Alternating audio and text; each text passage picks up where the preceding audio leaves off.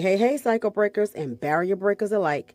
Welcome to the Fuck That Bullshit podcast, where we advocate, educate, motivate, and create a safe space for you to embrace the mental wealth of marginalized and disenfranchised communities. We are serving no bullshit knowledge, tools, strategies, and insights. And yes, we will be entertaining. Our goal each episode is for you to leave feeling empowered, ready to take action and make meaningful choices that pave the way to your abundant mental wealth. So enjoy, like, subscribe, share, and discuss. Make sure you save it too, just in case you want to look back at it and get some more tips and things. The PTBS podcast is for education, empowerment, and inspiration. It is not a substitute for therapy or professional mental health care. If you're in need of additional support, please reach out to a licensed mental health provider. Warning: the Fuck That Bullshit podcast is intended for mature audiences only. This podcast contains raw, unfiltered conversations about mental health, social issues, and breaking generational cycles. We keep it real, unapologetic, and explicit because healing and empowerment require honesty.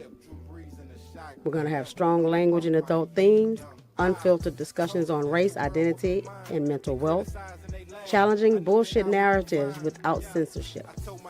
So if you're easily offended, this might not be for you, and it's definitely not for kids. But if you're ready for bold, barrier-breaking conversations that empower, educate, and entertain, tap in and let's fuck that bullshit together. Let's go.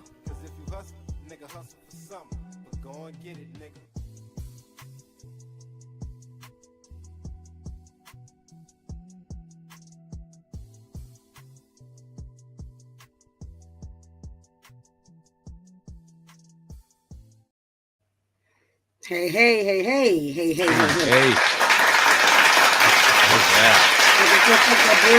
Podcast here this Sunday at 7 p.m. Welcome Tell a friend, share the link, all that good stuff. Today.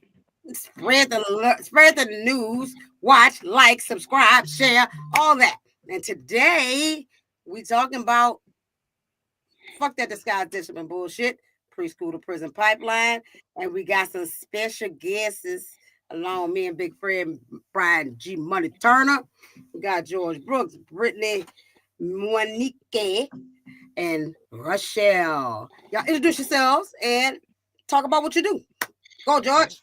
Bring it out. All right, George Brooks, CEO and founder of Med Association, a mental health nonprofit, life coach, public speaker, educator. I'll be managing a campaign for a school board seat coming up. So this is the timely discussion. So first time here.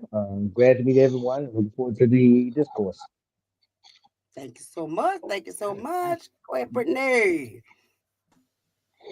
Hey y'all, I work for Choosing Empowerment under Chanel. Been with her since 2020, 2021-ish. That was my first intern. I'm just putting it out there. We were in the trenches together, but we made it out. We're here now. I work there as a LPCA, licensed practitioner counselor, associate, and also as her internship coordinator. That's right, because we need more interns. Look for internship, come holler. Rochelle. Hi, so I'm Rochelle. I work with Choosing Empowerment with using my education. I have a master's in education, and so I came in just kind of curriculum writing and making sure that we can educate the public on mental health, and then kind of using what I have to get the word out about mental health and also educating adults who work with children. Absolutely. She likes to educate the educator. Hey, Fred, we just regular street niggas. No, my brother. That's what's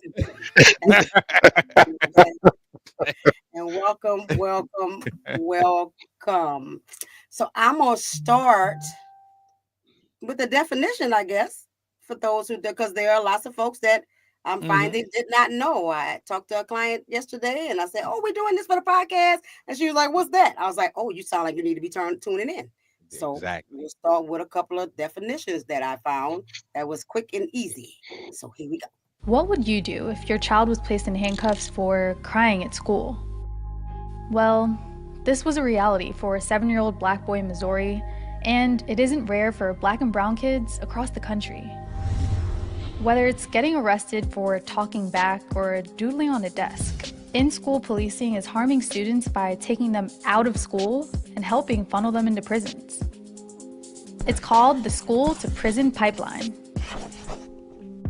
We're talking about a structure of codes and punishments that criminalizes kids as early as preschool and increases their chances of ending up in the criminal justice system. 99% of New York City school children who were handcuffed in 2016 were Black or Latinx. This happens when school resource officers are called into classrooms to discipline students, sometimes for something as small as violating a dress code or grabbing candy from a teacher's desk. If the offense doesn't lead to an arrest, Black and brown students are still subject to harsher punishments than white students. Black students are 4 times more likely to be suspended than their white peers. Sometimes students are kicked out of school for basically just being Black. Like in cases across the country where Black girls were suspended for rocking braids or an afro. So, where do students go after they've been kicked out of school? Research shows they're 3 times more likely to end up in the juvenile justice system within a year. This is all part of an endless cycle. Once kids touch the juvenile justice system, they're 67% more likely to end up in jail again before they're 25. So, what lessons are schools and police really teaching our kids here? How can kids excel in school if they're always being kicked out of them?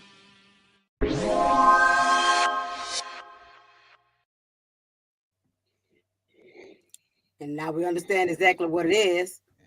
And It's it's fucked a up. thing. Yep. Is what it It's is. a thing. It's fucked up. It's a You know. thing. Thing. Rochelle was from the education standpoint. Brittany also that's bullshit.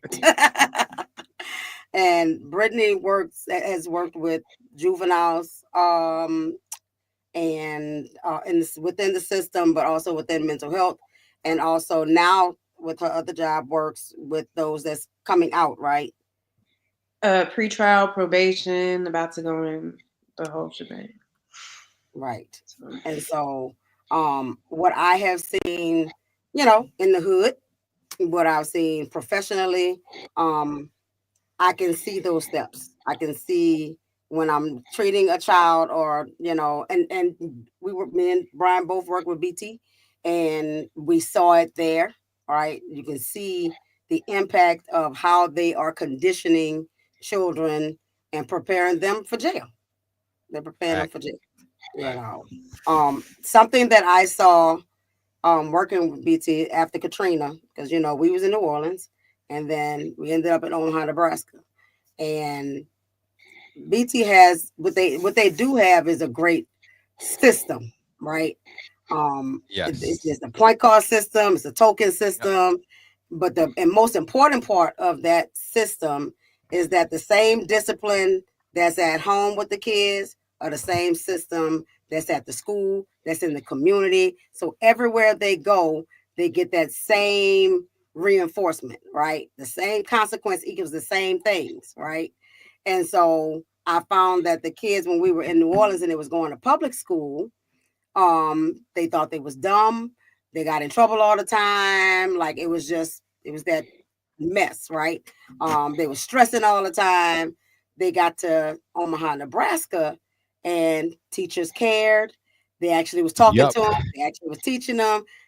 All of the behaviors were equal and had equal consequences, and that was across the board.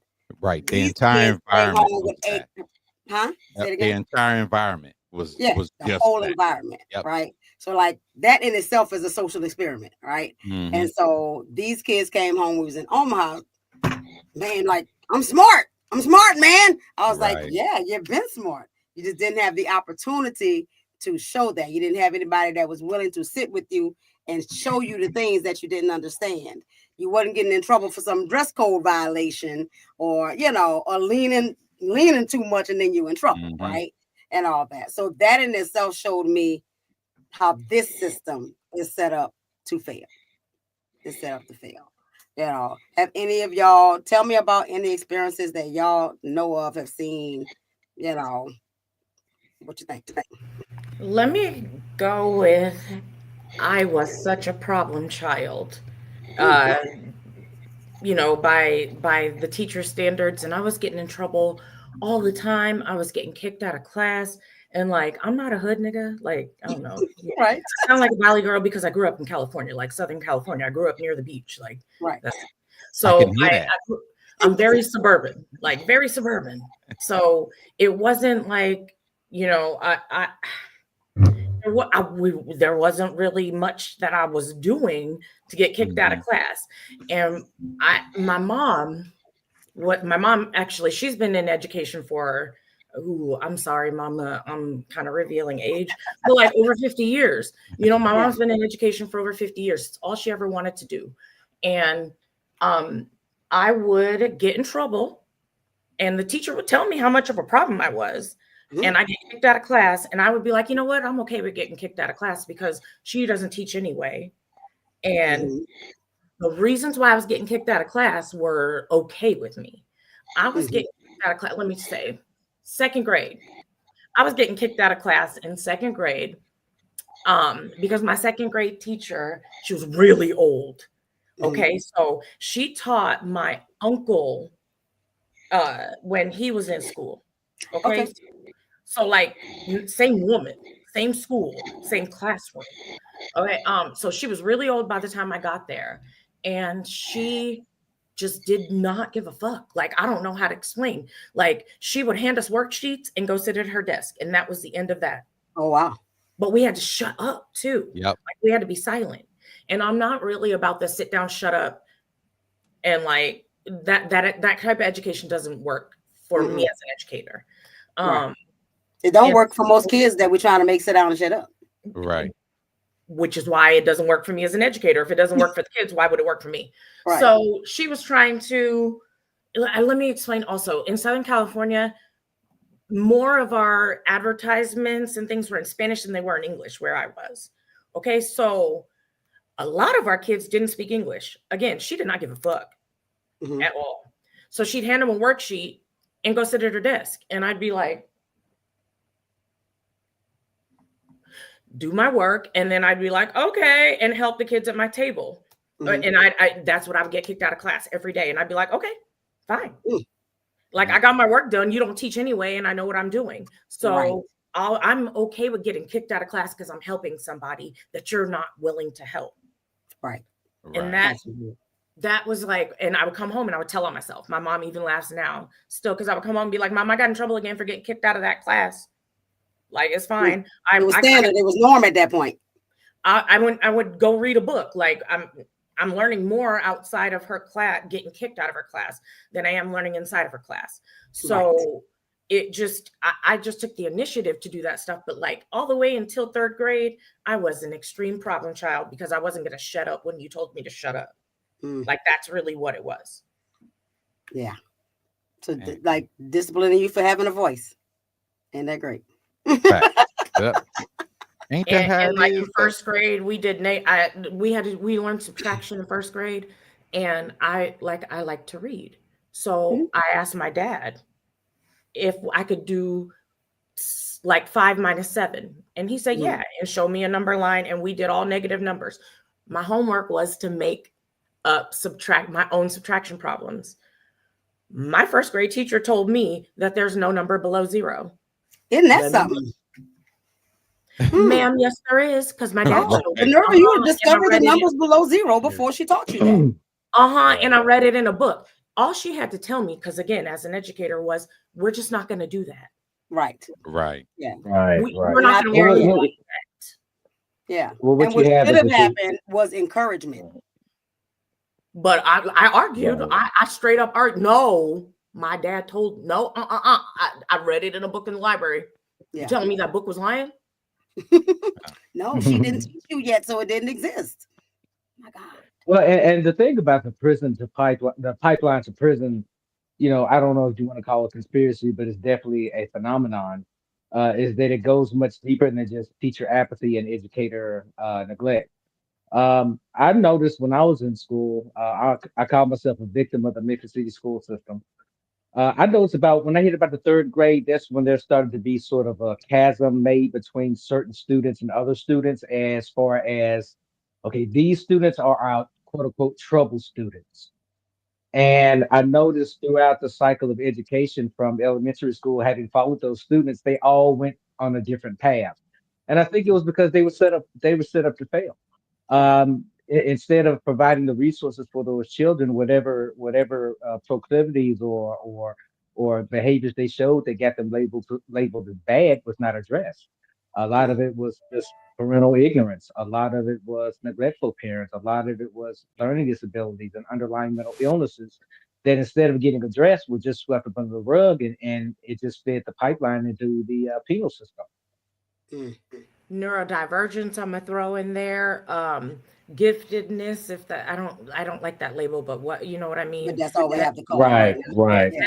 throw all that in Yeah, there when you're Yeah. black and brown, and ooh, you definitely Absolutely. it's a problem. being Yeah. out of class Yeah. at some point. Yeah. Because I Well, recognize. when Go ahead. go ahead. No, I was just gonna say when you're black, they call you arrogant, but when you're white, they call you confident. So See. we've never Right. gotten a fair shake in terms of how we've been labeled and described by black society, let alone mainstream society. Right. Right. Okay, I'm sorry, but we haven't heard from Brittany yet, but the thing I always Brittany, ask like I'm people, here. I'm chilling. like, I'm just here I so I don't know get when you get fined. in. Because Brittany, I'm just here so I don't get fined.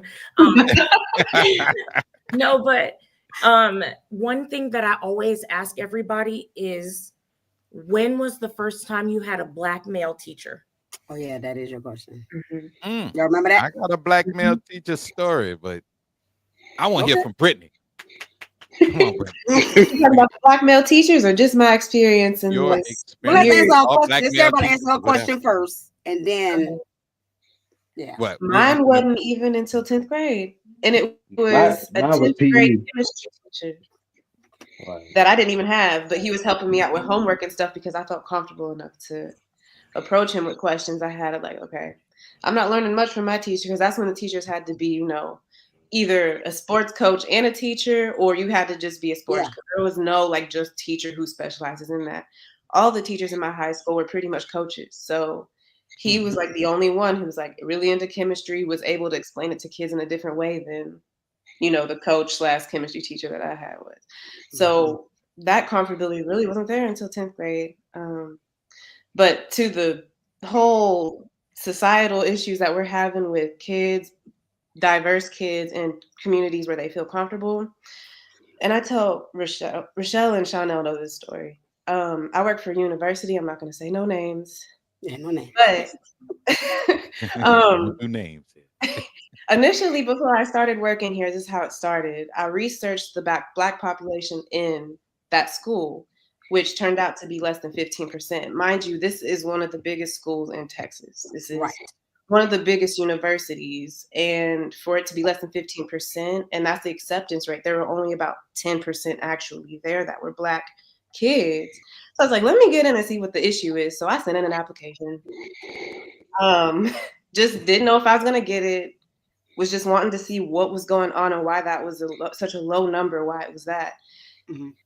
Get the job, which was startling. I was like, okay, well, I can actually get in here and maybe make a difference. We start doing admissions for oncoming freshmen within the summer and the fall semester. This was in 2022. That was their first year including a diverse presentation, talking about Black communities, Asian communities, Hispanic communities in their school. And that was part of our orientation, was learning how to work with other ethnicities and race and religions. That was the first year that they introduced that to the oncoming workers. And mind you, there were a total of 220 of us, 220 admins reading oncoming essays, but only 8 of us were Black. So what hurt was being like, okay, they might already have these initial biases of, oh, I'm going to accept this kid application just based off of race. They're not, this type of race. Okay, I'm going to just accept them in. And it turns out in week 3 of orientation, that's actually what was going on, because we had a lady named, who not shall be named, but we're going to name her Karen, right? Karen was in orientation and was upset because she was like, I've been basing my essays on this the whole time. Like, if they come to this university, they're going to be more successful here if they are a white individual because of where we're located. So I've been denying all the other races. Right. Which is wild, because it's not like the other races aren't coming in with scholarships, grants, things that full ride scholarships, stuff like that. You had kids accepting us, and you had people like her denying them simply because they put Hispanic or Black. You would see that and deny their application. So that was the one that did like the socioeconomic thing. She was like, well, I based it off of the fact that they came from a low-income family and school was going to be a financial burden, and like, fool, they're trying to go to school so they can get out of that. Like, exactly.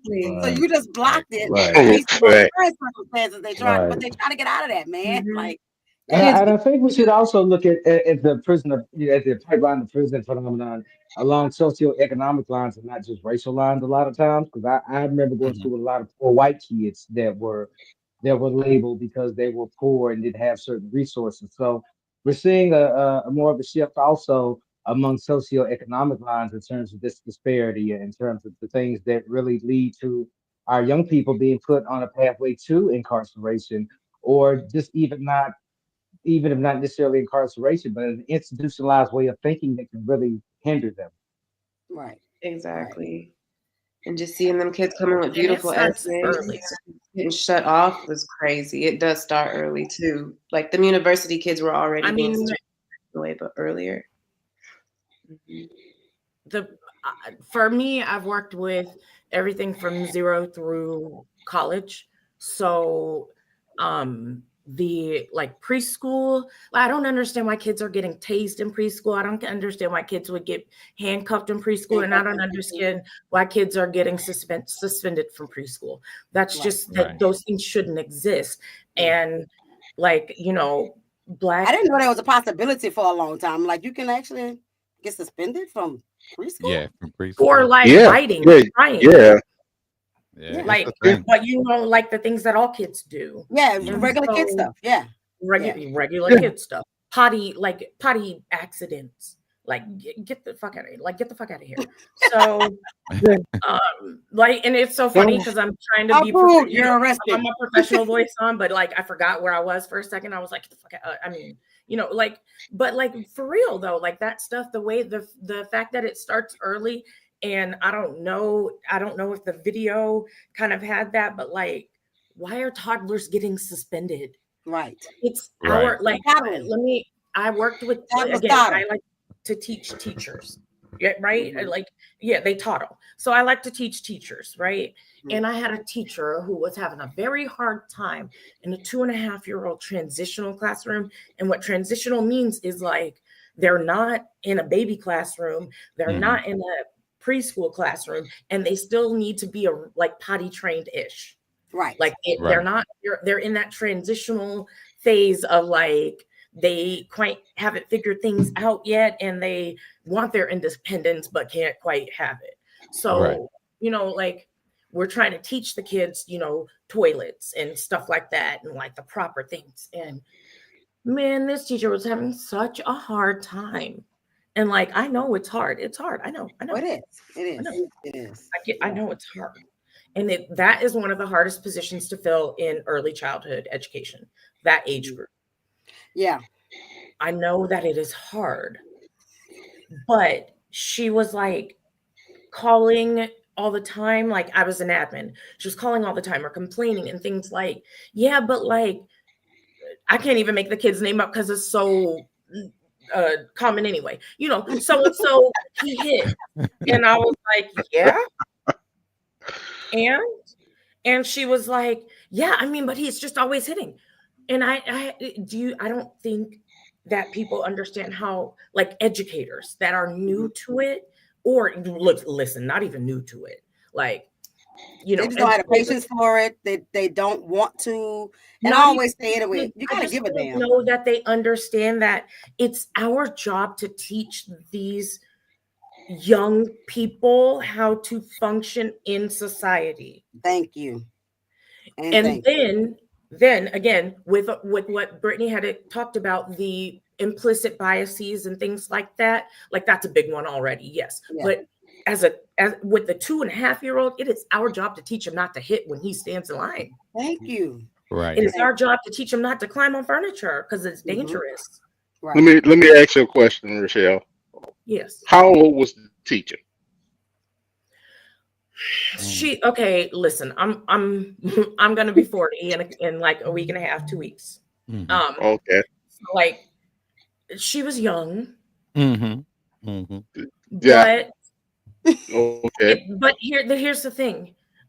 That's why I made the caveat, like this story that I'm telling right now is she was young, but that's why I gave the caveat. It's not just the young new teachers. Right. I have worked with older ones too. Like, man, come on, are you right? Yeah. And then I have to come in and I give them something very simple, like here's some footsteps on the floor that you have the kids stand on and done, right? Right. Well, and the thing too, like you have to go into those kind of things with a plan. And first of all, you got to give a damn.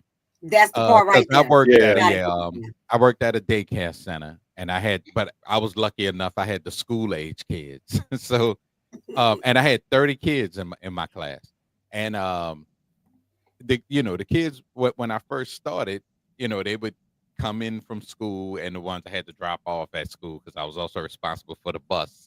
Funky Fred out here, but so I would get back with the kids, and they went in the classroom, and I was like, they would start doing homework. The kids that didn't have homework would play games, and I was like, I said, "Dang, y'all just be chilling till your parents get here." And they was like, "Yeah." I said, "Hey, we about to learn some social skills because I got a whole board here." So I started teaching basic social skills every day. Didn't know if the facility, gave a damn if I was going to get fired. Didn't care. Really didn't care. Because my whole solution is show me the negative. If you can show me the negative in what I'm doing, then I'll jet. You know what I mean? Right. But they loved it. They loved it so much they didn't want me to leave when I quit. But I was like, y'all pay $9 an hour. Nobody's gonna stay. Nobody's gonna stay. But it was to the point, and of course, in that environment, it was awkward because it took me, I don't know, almost 2 months to acclimate the parents. Because the parents walked in there and was like, "You're a guy. You shouldn't be here." You know what I'm saying? So I had to deal with that. I had to deal with that for a while. Yeah. And it took them about 2 months to start to trust me because you got the stereotype and all of that. But not, and I can't even really say the stereotype if the majority of that environment is a woman. You know what I'm saying? So, but they're thinking. So I had to change their thinking. Then I had to kind of get the kids to balance out. But I'm like, we're gonna learn something every day while we're here. You know what I'm saying? Yeah. And it got to the point where when I put my notice in, the parents wrote a letter trying to talk me into staying. So, but it was like you gotta go petition to get you $25 an hour. Well, yeah, that's what they should have been doing. But they was just loving their kids coming home with those social skills. You know what I'm saying? But the thing is even prior to me teaching those skills, the norm was they would do nothing at all, and because it's a daycare center, not so much a school environment, it was treated like a school environment. There was no, what I'm saying, there was no push forward. You know what I mean? So, and it wasn't a give more thing, it was a babysitter scenario, and I was like, I can't do that. I was like, I can't do it. I can't be around kids without like, teaching them exactly. I got to show you how to do something. We're gonna bring a transmission in this mug one day. Right. You know what I'm saying? We're gonna do something. Yeah, But the thing is in any of those environments, like you got to go in like you care. Because I had a younger teacher there, and she would get frustrated. And she was in the infants room, which was a a dangerous place to put a person with less patience in. And she literally just walked off the job. She went to lunch and never came back. So you gotta, you have, that's something you gotta want to do. You know, I'll be babysitting my granddaughter and get frustrated. You know what I'm saying? I'll be like, where your mama at? You know what I'm saying? Oh, look at Devontae. I'm not talking about adding silence. But no, the reason why I asked was basically the same kind of like what Brian was going on. My youngest son went to a daycare center when me and my wife worked. They had the younger women, and then there was an older lady. They used to call her Mimi. She had a class full of 2 and 3, the transitional kids, where they're not babies, but they don't have their freedom. Right. I would watch the younger girls that were there get frustrated. Mimi had about 20 something of those little kids in there. She taught every last one of them, including my son, how to go to the bathroom. The footsteps, she had the footsteps on the floor. They all stood on the floor. Nobody moved. If she told them to stay there, and they couldn't understand. I was like, she's got patience. She's patient. She loves what she, like you say, she loves what she does. She left that daycare center, started her own business. I was her first client. I was her first client. And regarding like with y'all, we were talking about the prison pipeline thing. My youngest son got suspended in kindergarten for doing what 5-year-olds do. Something happened. He got upset. Next thing I know, they calling me, telling me that he was suspended. And I was like, for what? And then they told me, and I was like, you could have called me. I could have solved that over the phone. Or better yet, why is the teachers in the classroom, you can't control a 5-year-old? That's the thing. And it got to the point to where it was literally every other week, to the point to where we ended up having a meeting with the principal, the vice principal, and the teacher. I could see in his face, a 5-year-old, that he hated that lady. When she would talk, he would make a face like we would if we was at work and dealing with somebody that we didn't like. And as soon as they open their mouth, you're like, oh, I can't stand this beat. That was the look he had. 4th grade, my son got suspended and sent to the alternative school because he wouldn't sit down. He wouldn't sit down. After he went that first time in the 4th grade, and they were kids, kindergarten kids, in the alternative school. I was like, why y'all got 5-year-olds here? I'm expecting to see maybe junior high, senior high. They were all in the same class. You got 17-year-olds in the same classroom with 5-year-olds. He went back 3 times, all for little stupid stuff. And I told him when it happened the first time, I was like, you got to be on your P's and Q's because now they got a tag on it. You got a target on your head now. You went once you get labeled, you labeled. Yeah, you went once.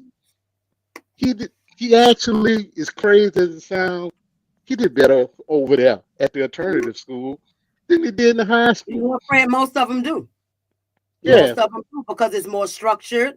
And there's people in there that work at the alternative school because they care about that population. So it's more they had people 2 teachers involved. Yeah, and he had two nowhere teachers kept there it that really resolved. gave a damn about him and Yeah. helped him with all the stuff that he was struggling in high school.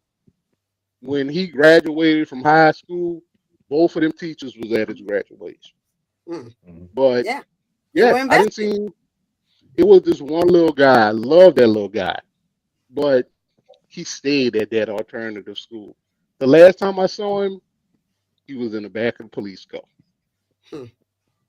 Well, this not resource officers here. It was actually Allen PD Yeah. locked him up for because they said he threatened a teacher. Mm. So they took him to jail and he ended up doing a year in juvenile. Right. Yeah. And we know threatening can sound like anything because it's not necessarily a threat. They can determine it. They can feel threatened.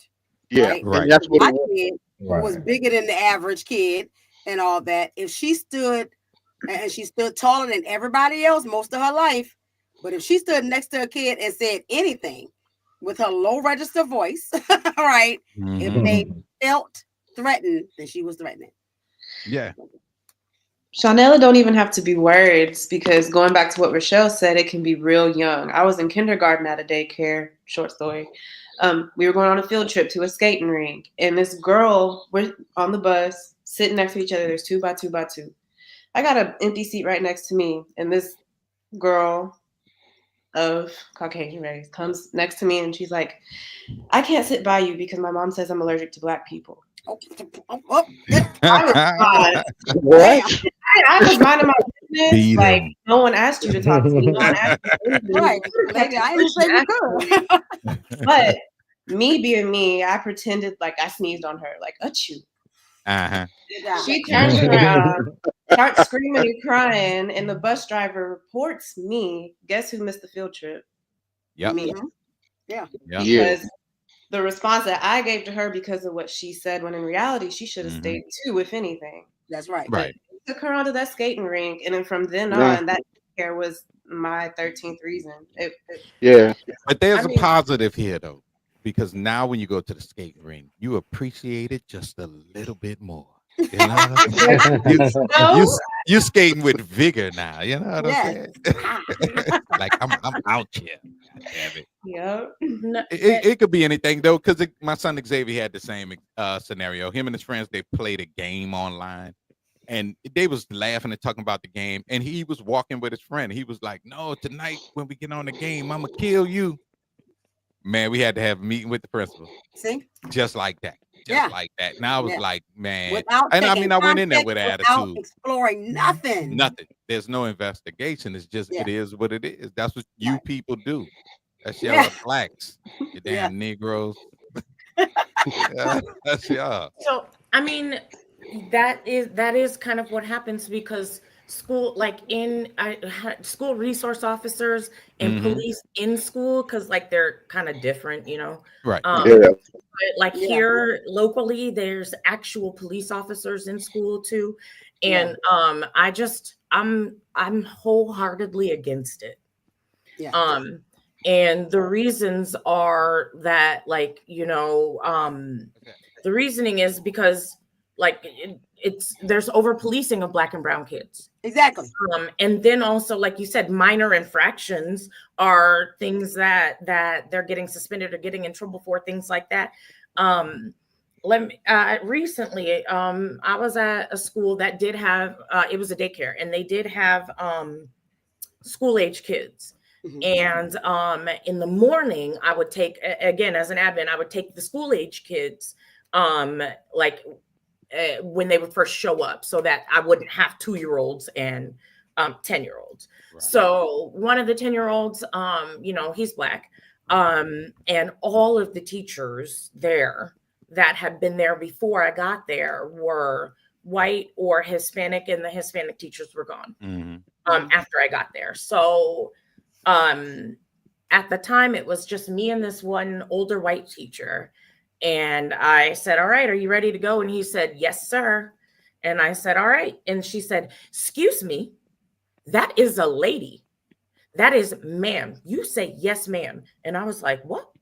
And I even was like, oh, like I wanted to laugh in her face because like it's 6:45 in the morning. You need to chill, lady. It's not that serious. And so we get into the room and I have to tell him, like, here's the thing. One, I never would have said anything to you about that. I'm not getting you in trouble for that. Don't worry. Yeah. But then also, don't say yes, sir. You say yes, sir. Okay. Yeah. Say yes, sir. The necklace has to come in a certain way. And so that's the thing is like, you know, when kids have educators, not even just teachers, but educators, people in the building, people around, school resource officers who look like them, they understand them. It's cultural. It's, you know, because like, again, I'm not getting a kid in trouble. I'm not going to scold some kid because he said yes, sir, because like what? Yeah. Right. And that's not life-changing knowledge, you know. It's not. It's not life-changing knowledge. I never had to say yes, sir, and yes, ma'am, growing up in California in the suburbs. So I didn't have to do that. So I don't think that those types of things are disrespectful automatically or whatever, or this or that. So like that kind of respectability politics can go right out the window until a kid actually does something that's disrespectful. You're not disrespecting me. So like, you know, that's right. And if you're, well, I think we understands that population, then, you know, when you're in that environment and all that, like there are lots of things in our communities that it's just regular stuff that other people might deem as disrespectful or whatever. Right.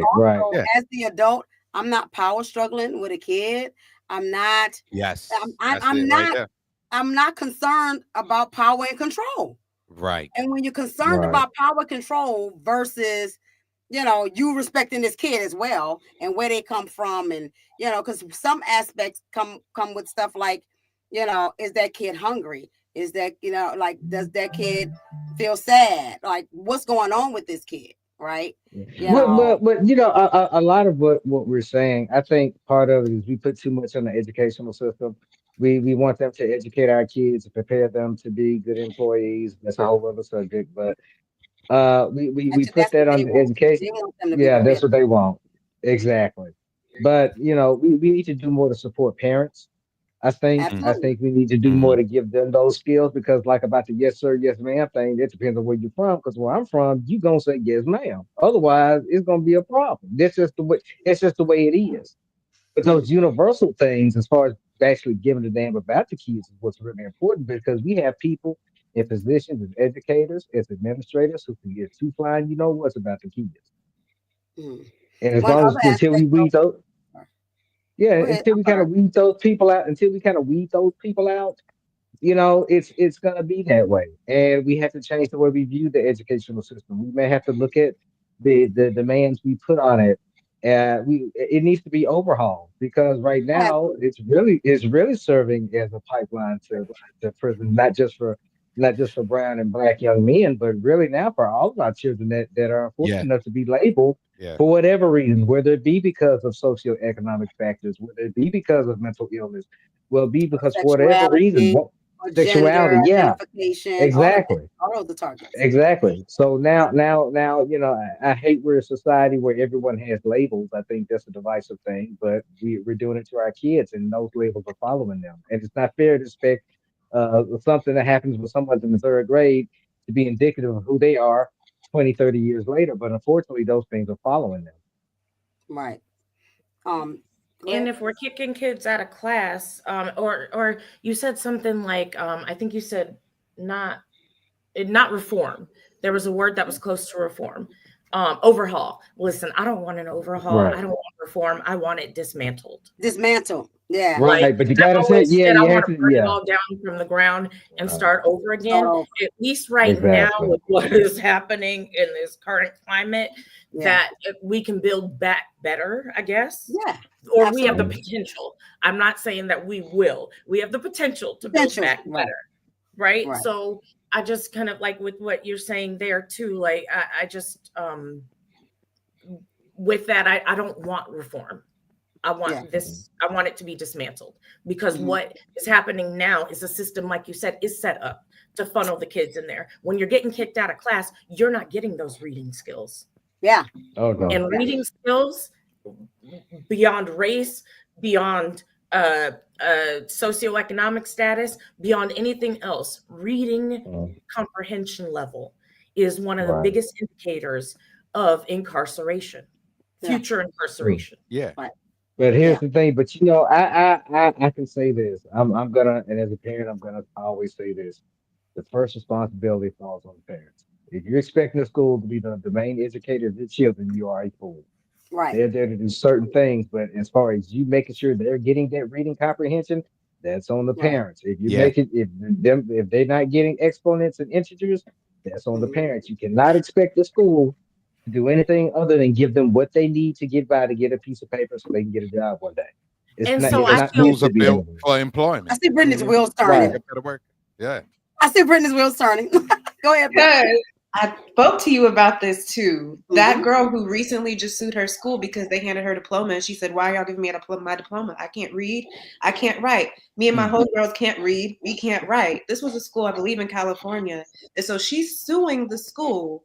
And it takes a lot for a person to step back and be like, "Look, I really can't do much as far as intellect when it comes to the school and the type of education I received from my teachers. I'm turning this back in, and I'm going to try to fix it for the generations to come." So that was an eye-opener for me, which I'm going to hold the educators and the parents both responsible. Yeah, both. Right. Because why Because would they do have a job to do. How to But wait, read? let me say this right. Oh, go ahead, Brittany. Go ahead. No, go you're ahead. good. I was just being passionate. Oh, okay. But I had that experience when I was at, and I could say the name of the school, god dang it, because the school ain't even there no more. Corn Junior High. Yeah. And Mr. Russo was our math teacher. So he was teaching us introduction to algebra so that we can go forth to Nichols in high school and do algebra 1. Intro to algebra. I'm sorry. So this dude used to give us, and Rochelle was talking about that. He would give us these them little pamphlets with these math things on it. And this man said, if you be quiet, you can pass my class. I telling you, I passed that class with an A because I ain't make no noise. I doodled. I drew all kind of dope pictures. I probably invented the damn Cybertruck because I was drawing that. And that was your design? That's it. I'm sorry, y'all. But I sat there and I did that. I got to Nichols. They put me in that algebra class. I didn't know shit. Exactly. Nothing. To the point where they had to put me in a introduction to algebra class at when my first year at Nichols, because I'm like, I don't know none of this. You know none of it. And then I for a second, I was a youngster then. But for a second, I had a moment of clarity, and I was like, dang, so nobody that was in my class knows how to do this. That's right. You know what I'm saying? And the school, they was talking about they was going to do an investigation, but Mr. Russo was an older guy, and not throwing my age out there, but the man used to just sit at his desk, smoke cigarettes the whole time. There you go. He sat at his desk, smoke cigarettes the whole class. That do let you know. Yeah. Well, that comes out like Fred, when Fred called me about when we was talking about this. Do you remember what you was talking about? For like, because some of that comes from that whole no left behind crap. Oh right? yeah. No kid left behind. No child left behind. Make sure everybody pass. That's teachers used to teach a long time ago. Because I remember I tell my age. I'm 56. I was just about to say, Miss Rubin. Yes. That woman, when I was in the 11th grade, made me read Lord of the Rings. Who reads that in the 80s? At a black, predominantly black high school. No, we was the black high school. The one little white kid didn't really count. Yeah. He didn't count. But she told me, you're smarter than you come in my class and act like you don't know nothing. So this is going to be your essay that you have to turn in. And I had to read. I read the whole book. Now I love the book. I love the movie. I love everything about that type of genre and everything. But she cared though. She cared beyond, because she would talk to all of us and tell us how Yeah. great we were. Like she would take the all last the time. 15 minutes of class and encourage, all of her Man. students. Yeah. But Right. Miss Rubin is how I got to college because I yep, wasn't enrolled nowhere, and I had already been exactly. dean valedictorian, and she's Yep. like, "Baby, you gonna go to college?" I'm like, "Yeah," and she's like, "You enrolled?" I was like, "No." Mhm. She's like, But "Why?" I don't know how. And so right. she orchestrated the whole thing, and I was But way behind. yeah. I was behind on everything. I should have been enrolled and ready to take classes at that moment of graduation, but But going back to what G Boogie said, it the expectation, it shouldn't be, you know what I'm saying, as high as and I think with us, I think everybody up here, has touched the educational system in one way or another. So, but you do have a job to you got a job to do. Yes. Does it fall back on the parents? Well, of course. The realistic point of view is a parent can do what they can. I think it was easier for us older people, us old people, because we grew up on reading. We didn't have the internet, and we didn't have, you know what I mean? So we comic books was my thing. That's why it's like as my kids came up, I got them into comic books and was like, read that. You know what I'm saying? So they would just be reading and reading and reading. Like the first thing we would do on Sunday mornings, I run to my grandmother, and I had to have the color comic section out the newspaper. And I mean, we read the Encyclopedia Britannica for entertainment. You know what I'm saying? So, Dictionary was my favorite book growing up, and I'm not even lying. If I asked my dad what some word mean, he'd say Mr. Webster would tell you. We had 2 dictionaries and a thesaurus in the corner over the huge ones. Yep. Oh my God! When I discovered a thesaurus, you look like you know some words too. You know some words. Okay, so I cut you off, but I somewhat disagree. I somewhat disagree with. Here's the thing, especially the pandemic showed us that parents aren't experts, and we shouldn't expect parents to know complex algebra. No. We should expect parents to reinforce what the experts are doing. And so, I do expect the school to teach kids reading comprehension, but the parents need to make kids read. Right. And that's why I use that example of, I wasn't sitting down with my kids like, you know what I'm saying? Because I'm a parent, which means my job goes beyond teaching you, because I gotta feed you and house you and clothe you and teach you the daily responsibilities of life. Clean that up. Exactly. And keep your ass out of jail. Right. Exactly. That too. And I also feel like there's the it's my job too, right? But we looking at people before us who wasn't as educated too, right? Exactly. Like now we have the information age. Now we know more than our parents did, and so on. But we coming from generations of people who weren't allowed to read, and then read a little bit, and then made it to 8th grade and dropped out because they had to work, and so that's when the education system was absolutely y'all do that part. I'm gonna do this part over here. Now we integrated more.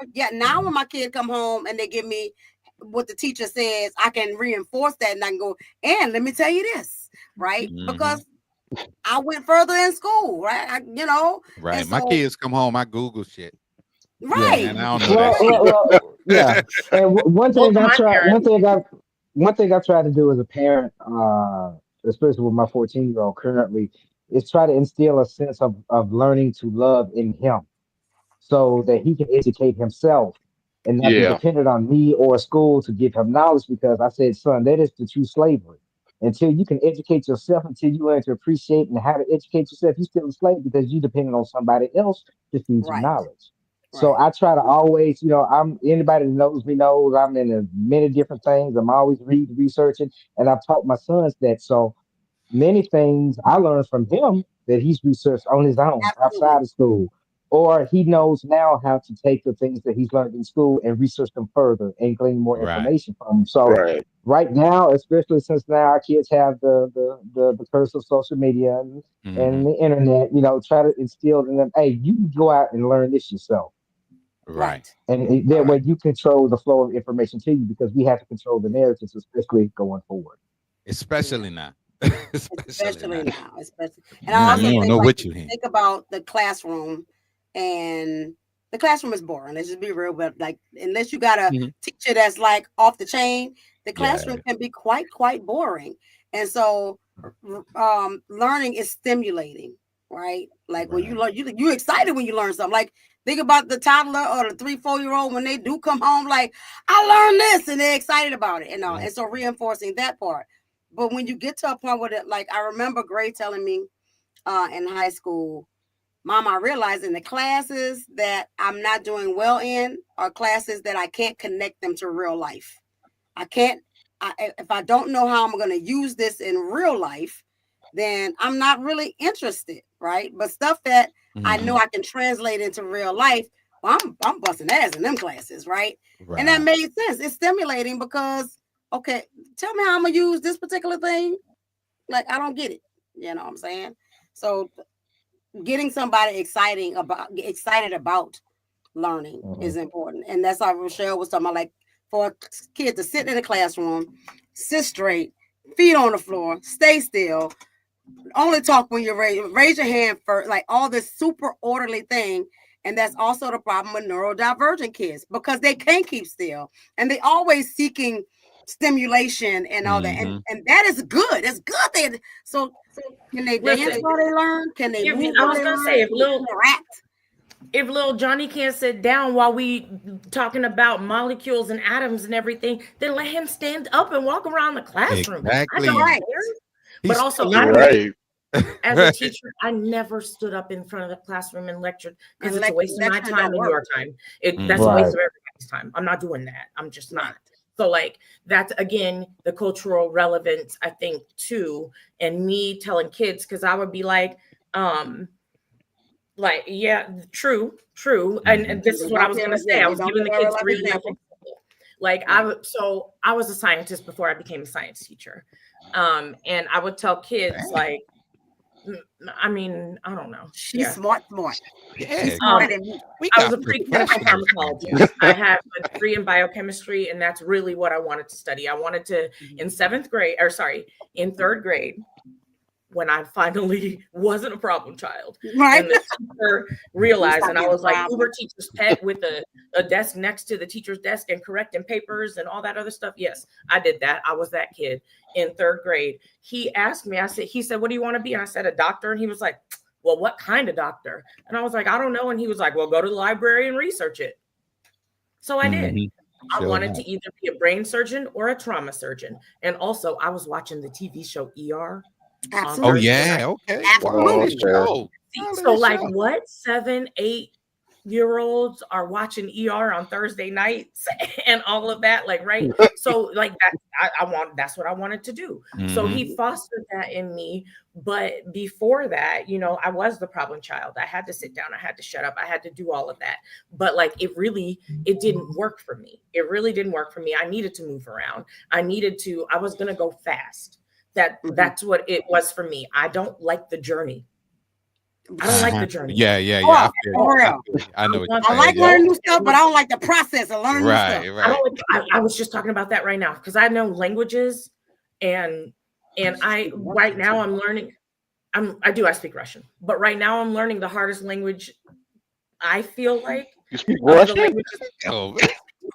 No, go ahead. Just keep talking. Я говорю по-русски, потому что я изучала когда я была в университете, и сейчас я забыла все.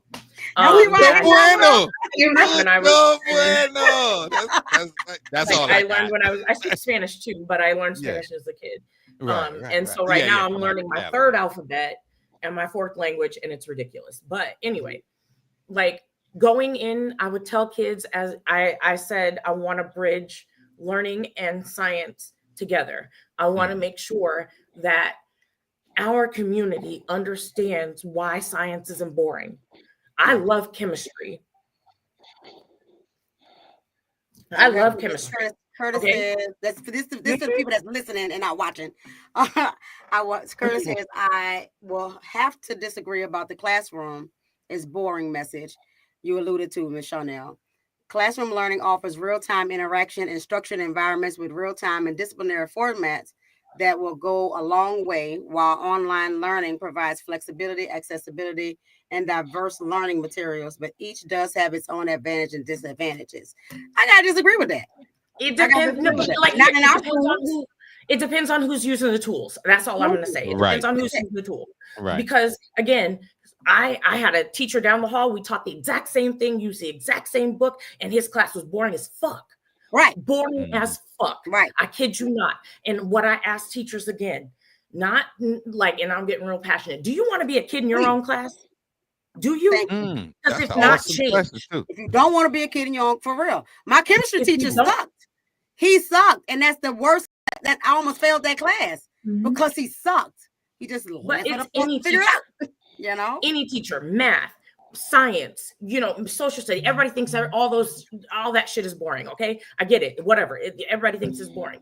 But for me, do you want to be a kid in your own class? Because that teacher down the hall, his aspirations were to be a football coach, not a biology teacher. Okay.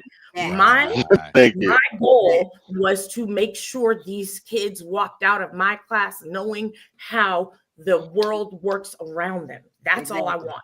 I want you to figure out how the world works around you. I don't even care if you remember what I teach you, because you can look it up in the book.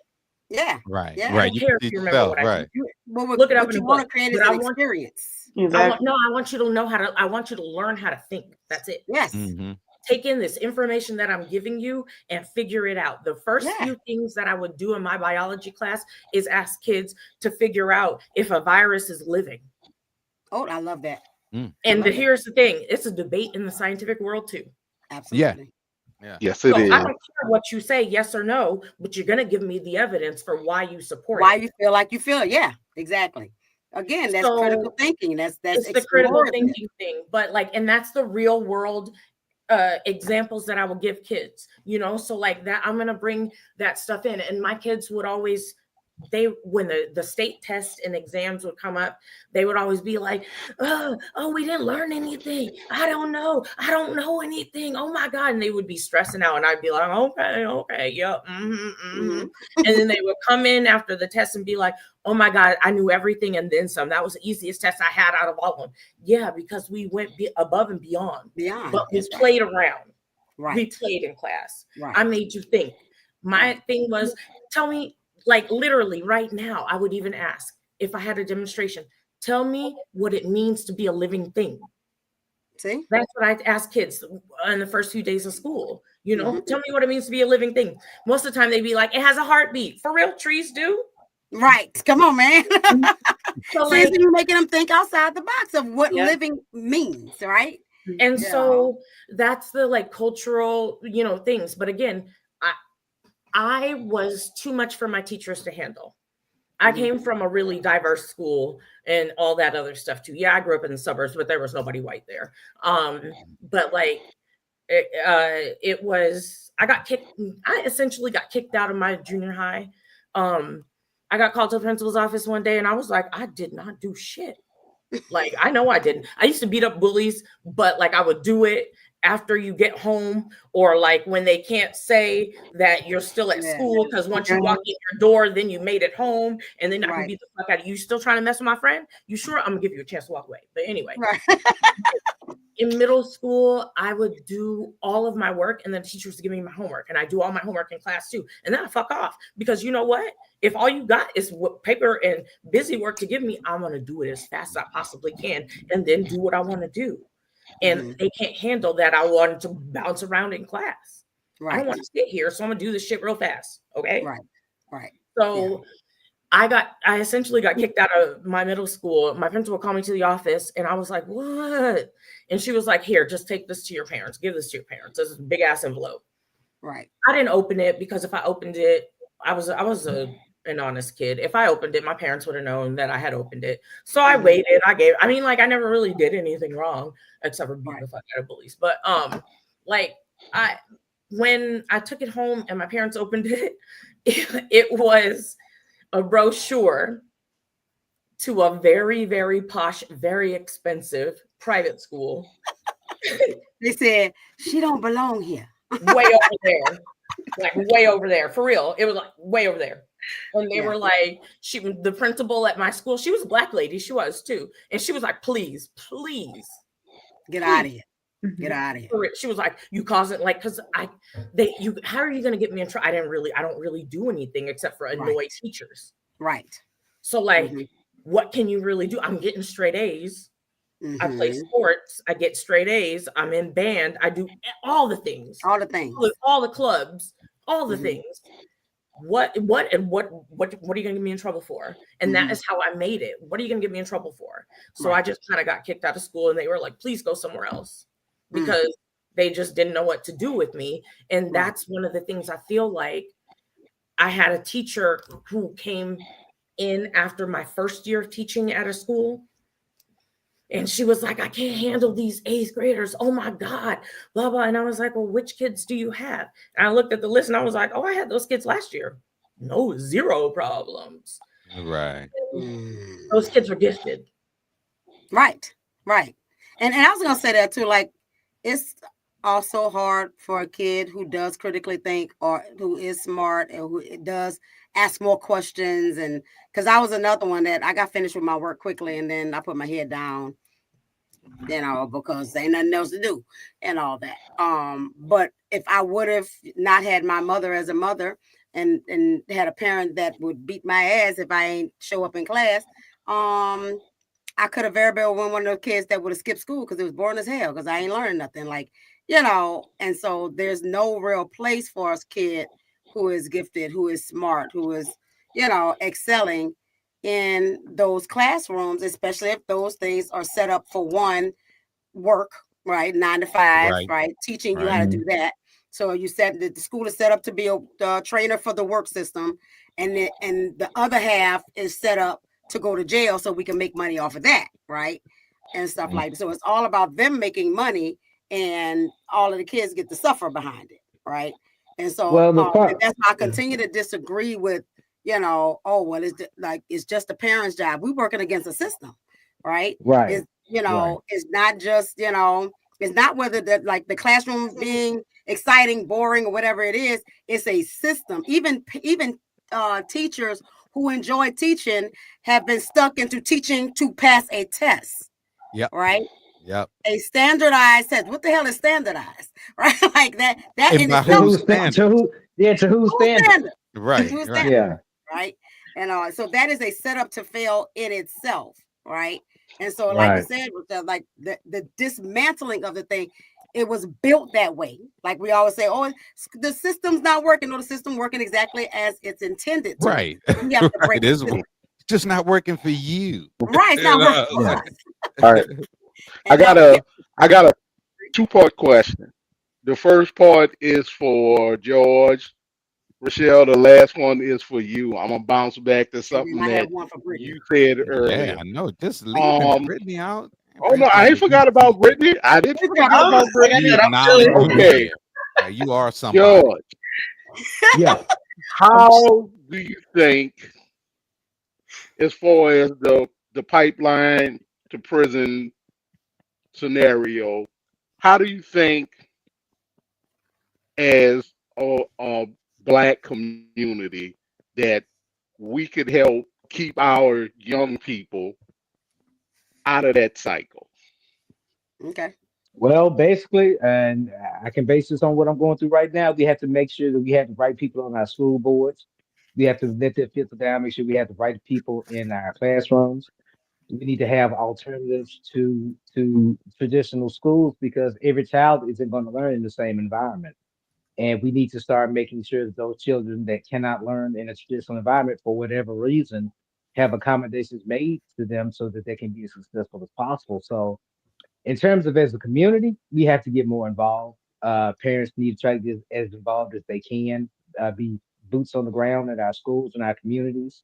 Oftentimes we find them in communities that aren't really that good. So the school usually kind of falls in tow with the neighborhood. So it's a community effort, it's a village effort, but it's something that we can each do. But as far as communities getting involved, giving a damn, and really paying attention to the emotional and mental health of your children, because without that, you can expect them to build any kind of foundation of any kind of knowledge or education that way.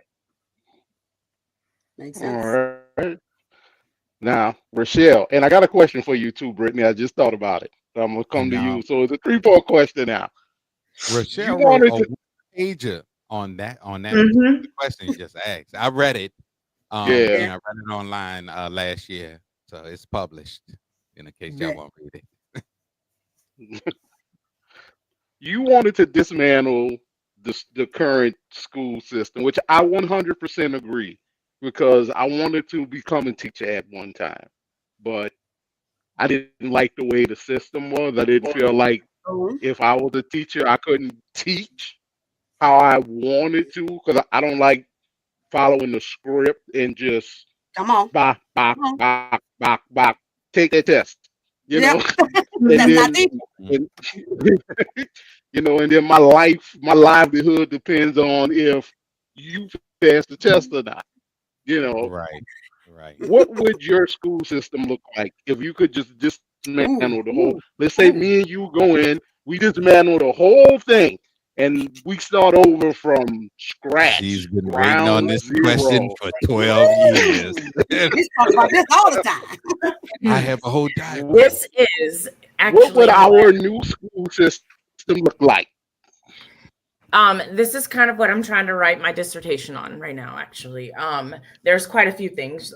Chanel and Brittany, you guys probably, I mean, Chanel, you definitely know about my proposal to increase Black men in education. Right. I want to increase men in education in general, because what Brian went through, nah. No. And I worked at a daycare where they literally said, don't hire men. I was the person who was in charge. And I was like, Yeah. that's against the law. Right. Is it? Yes, I was like, federal offense. Right? You can't just tell Like, me no. and then they Yeah, also it said is. you can't discuss your salary. I was like, it's a federal offense to say that, so I'm not saying it. I'll skip over Right. that part. But Right. anyway, like I have a whole proposal written on how to increase men in education. Yep. Because again, I forgot to also put the additional part on the teacher. The Black male teacher cannot be a PE teacher or coach. That doesn't count. Right. If they are a Mhm. coach and a teacher, okay. Mhm. But I never had one. I never had a teacher, not even in college. I had a teacher that was in school. He just wasn't my teacher. Mm. And then I did. I had, and so that was the thing. I never had a Black male teacher. Mhm. And that was even before I got kicked out of, got kicked out of my schools. But so it was. It to me, I think that our school population is 50-50, boy and girl. And our teachers right now are 72% white women. Mhm. And so when we have 72% white women, and everybody on this panel already kind of know with white women, We know.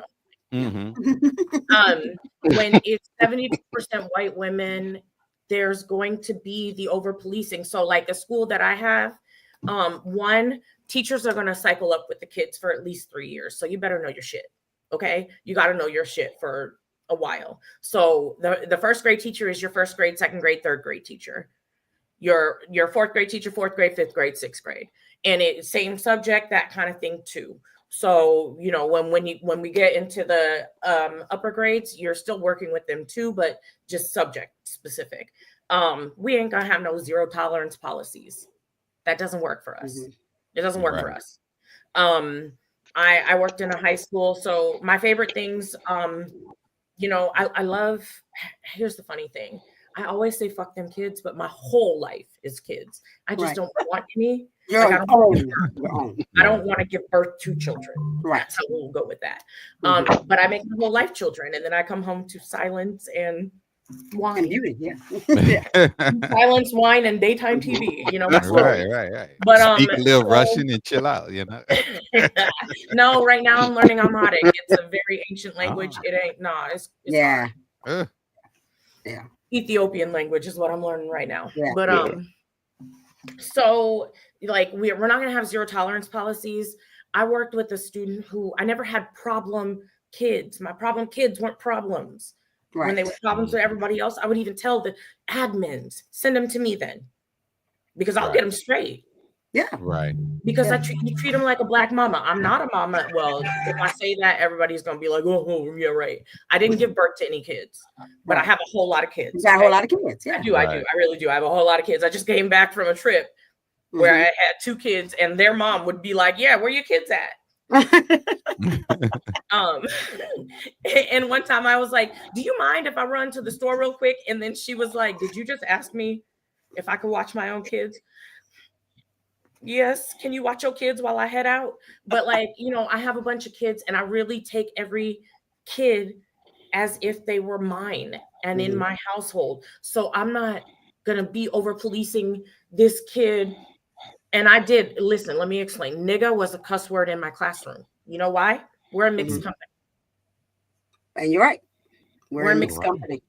We don't say that we don't say that in all situations. And you need to learn discernment. The circumstances. Yeah. Right. That's right. You need to learn some discernment on when you can say things and when you can't. And I said, do you think I speak like this when I leave here and I talk with my friends? The fuck I don't. Right. Okay, but I'm in here and I speak professionally. You will never hear me swear. My kids never heard me cuss, but I cuss like a sailor. And my mom complains about how much I cuss. Missionary complains about how much I cuss. Okay.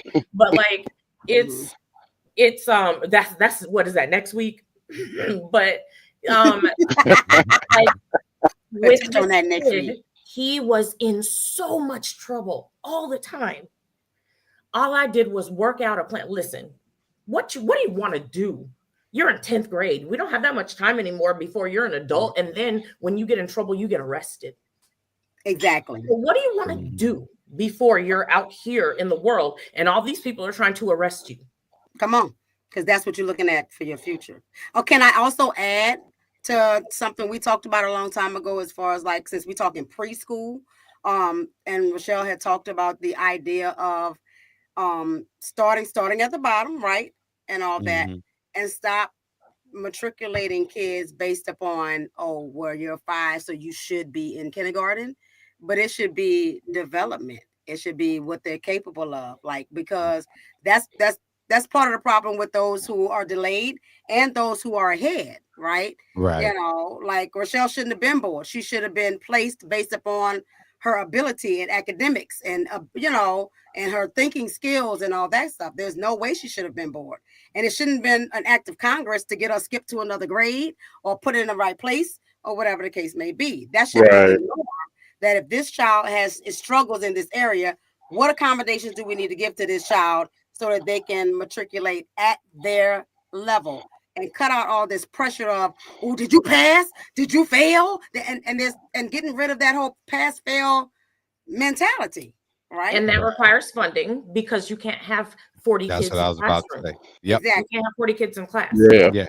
Higher tax bracket neighborhoods have everything you just mentioned. Exactly. And it just needs to be, funding needs to be spread out more equitably. And then I'm not having law enforcement in my school. Right. That just isn't going to happen. I might have some dads. I might have some mamas come, but I'm not having law enforcement in my school. Right. That's not going to happen. Yeah. And parents. And the dad thing works. Not to cut you off, but the dad thing works. I did that before. I was one of those dads that would go to the school, and even kids that weren't my kids, because anybody that tell you knows me, I love kids. That's why everybody practically my whole life keeps saying, you should have been a teacher. You should have been a teacher. Yeah, I wanted to, but they don't want me to teach. They want me to make them pass a test. But I could talk to kids like in the school doing something. Teacher, look at here. I see the little resource officer coming down, and I'm like, hey, man, look, would you do that at all? No, sir. You don't have to call me, sir.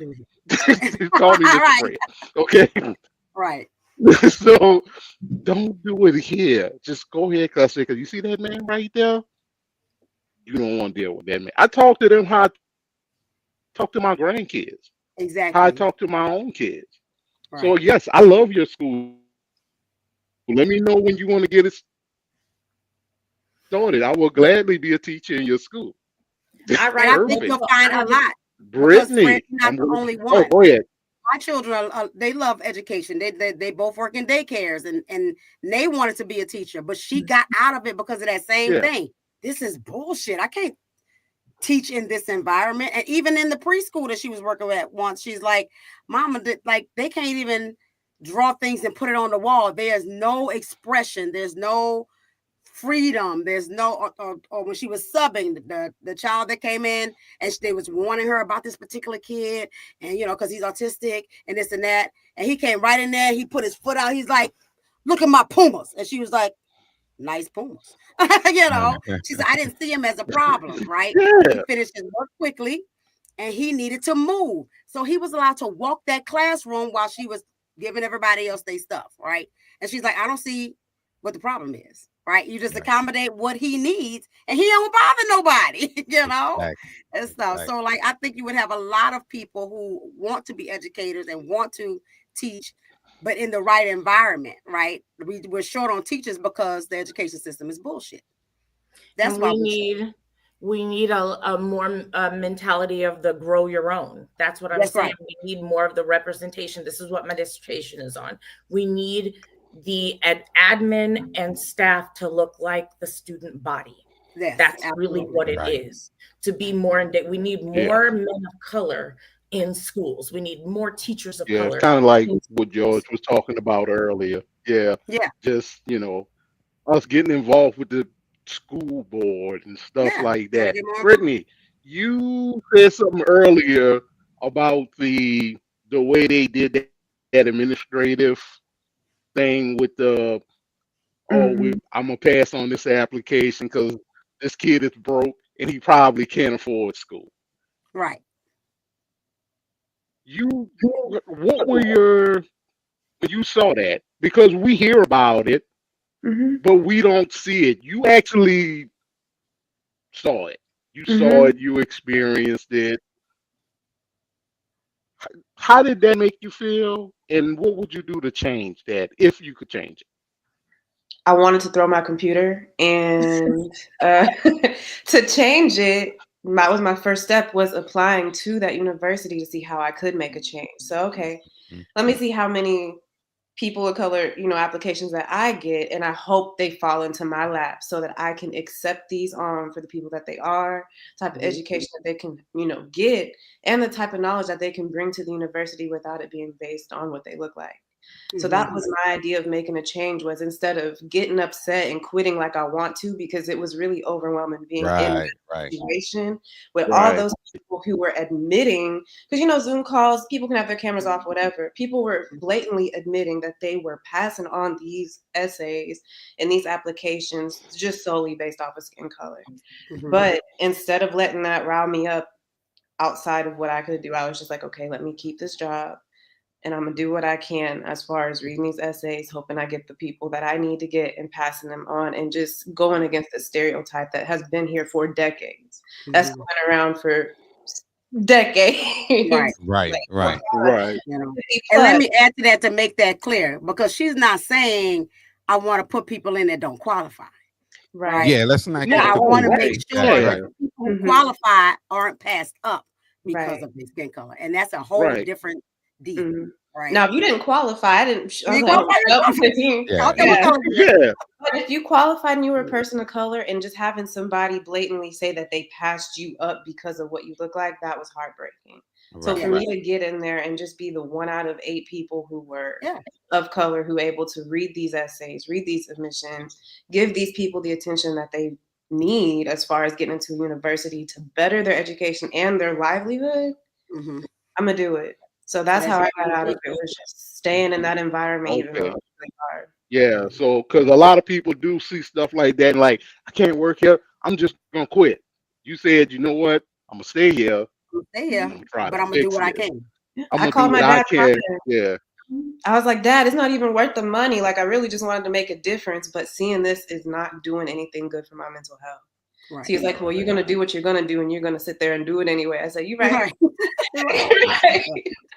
And that's what I was about to go with, as far as the mental health aspect, the mental wealth aspect of this entire subject matter or whatever. What do you all see with regard to the children, the parents, the teachers? Like, how is it affecting the mental health and mental wealth of our community? Rochelle. George? Or we gonna go with Well, George first or Y'all Rochelle? guess, Well, I man. think in light of some things, in light of some things that So I'm personally experiencing right now, I think it's damaging to the mental health of our young people. Dealing with situations where we having kid stage walkouts because of Mm, things going on in their schools and them being threatened with suspension. So we're not doing much for the mental health of our young people. Um, and the thing is, you have to understand that schools are strapped for resources right now. And we have 40 and 50 student classrooms. And until we can alleviate that and get the proper funding in place, it's going to be hard to address the mental health because that's going to take resources. That's going to take outside collaboration. That's going to take time. So it's affecting it in a very negative way. One thing I've noticed is that kids from poor neighborhoods are starting to develop an inferiority complex to kids in more suburban areas. They're not being able to sustain or participate in the same activities as kids in wealthier neighborhoods or in wealthier school districts. So this is going to create an inferiority complex with some of our young people, and we just have to really be aware of what we do as parents and administrators and educators and just people in society interact with our schools and make sure that we do keep their mental health first and foremost, because without that, all the education in the world is not really going to do them much good. absolutely. I want to add on to what George said and just speak about not only the mental health and education of the young kids, but I was actually a narrative therapy teacher for one of the maximum security prisons up here in Austin.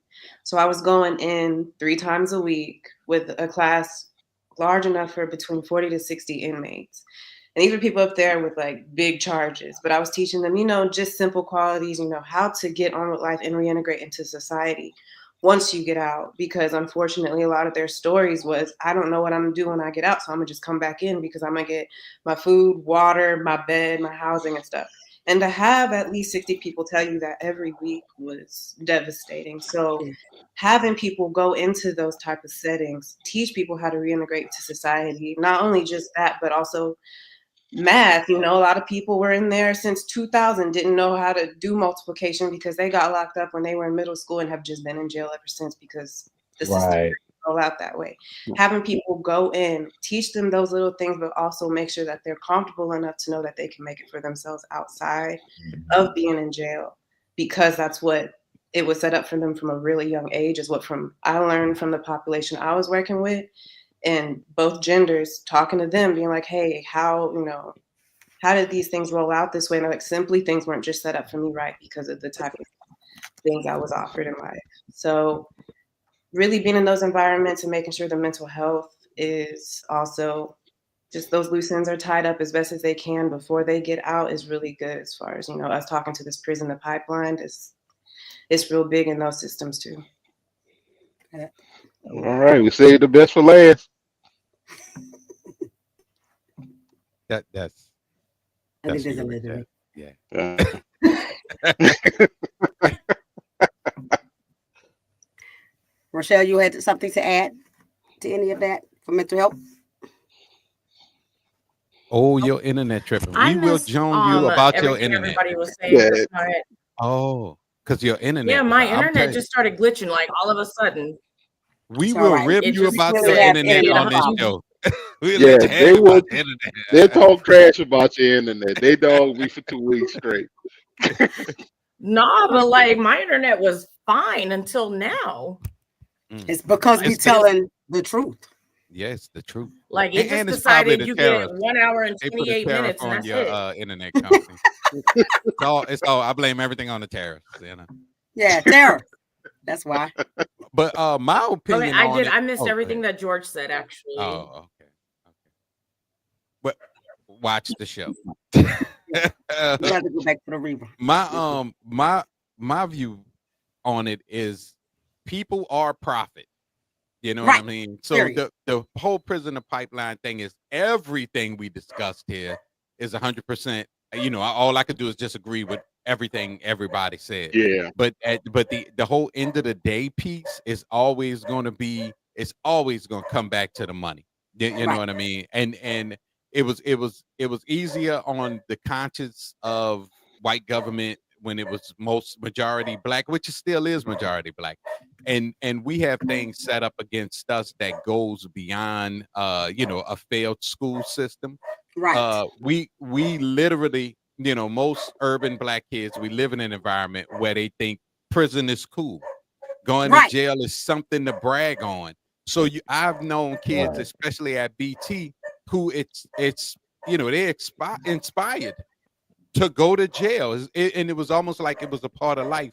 And using myself as an example, in the 90s, I would work out every day, just in case I went in. You know what I mean? Like I would box with the little Right. OG on our block. Not that I was doing things to go in. I was doing Right. things, but not that I was necessarily, that was my focus, but it was a thing that I always was trying to be prepared for, because the thing was so common. To hear somebody went to jail, It was regular. it wasn't like, damn man, how long you got? Right. We weren't shocked, and we weren't, we weren't all Right. upset. It was the norm. So the whole setup is just that, a setup. It's everything everybody said here 100% correct, and I 100% agree, but it's the But remember system. that part. Yes, it's Right. that system, man, and it's hard to get away from because it's everywhere. Mhm. We the only race of people that make music about going to jail, and make music about murder and mayhem, and make music about all our defaults. And Right. and it's Well, worse now. yeah. It's like I tell a lot of youngsters, I'm like, there's no such thing as a black-owned record company. You know what I'm saying? No. That don't exist. So the product, the product that's being created constantly is that. So Right. the educational system is for educators who care, are fighting against that whole whole outside system. scenario. And we've seen Right. a lot at BT. You Yeah. know what I'm saying? Oh, absolutely. To where they wanted that life. You know what I mean? That's right. It was a rite of passage for them. Yeah, Right. absolutely. I Right. agree. What I was about to say next. I was about to introduce a couple of new words, right? I ran across one video that gave just what Brian was talking about just now. We don't say school to prison pipeline anymore. We say school to prison nexus, because a pipeline suggests it's just one direction, school to prison. Whereas a nexus shows that schools work within a web of institutions, policies, and practices that funnel youth into prisons. The school to prison nexus is the disproportionate tendency of minors and young adults, mostly black and brown, from disadvantaged backgrounds to become incarcerated because of increasingly harsh school and municipal policies. I'm Jared, an anti-racist co-conspirator, precision teacher, and PhD student at Penn State, black and here to educate.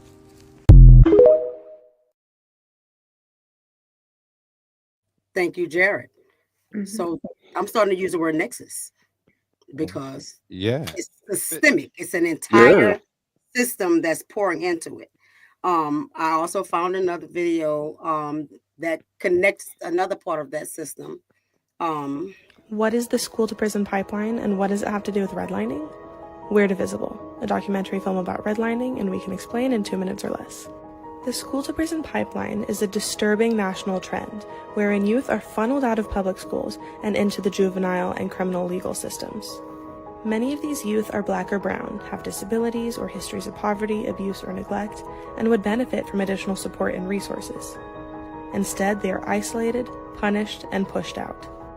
Zero-tolerance school policies criminalize minor infractions of school rules, while cops in schools lead to students being criminalized for behavior that should be handled inside the school.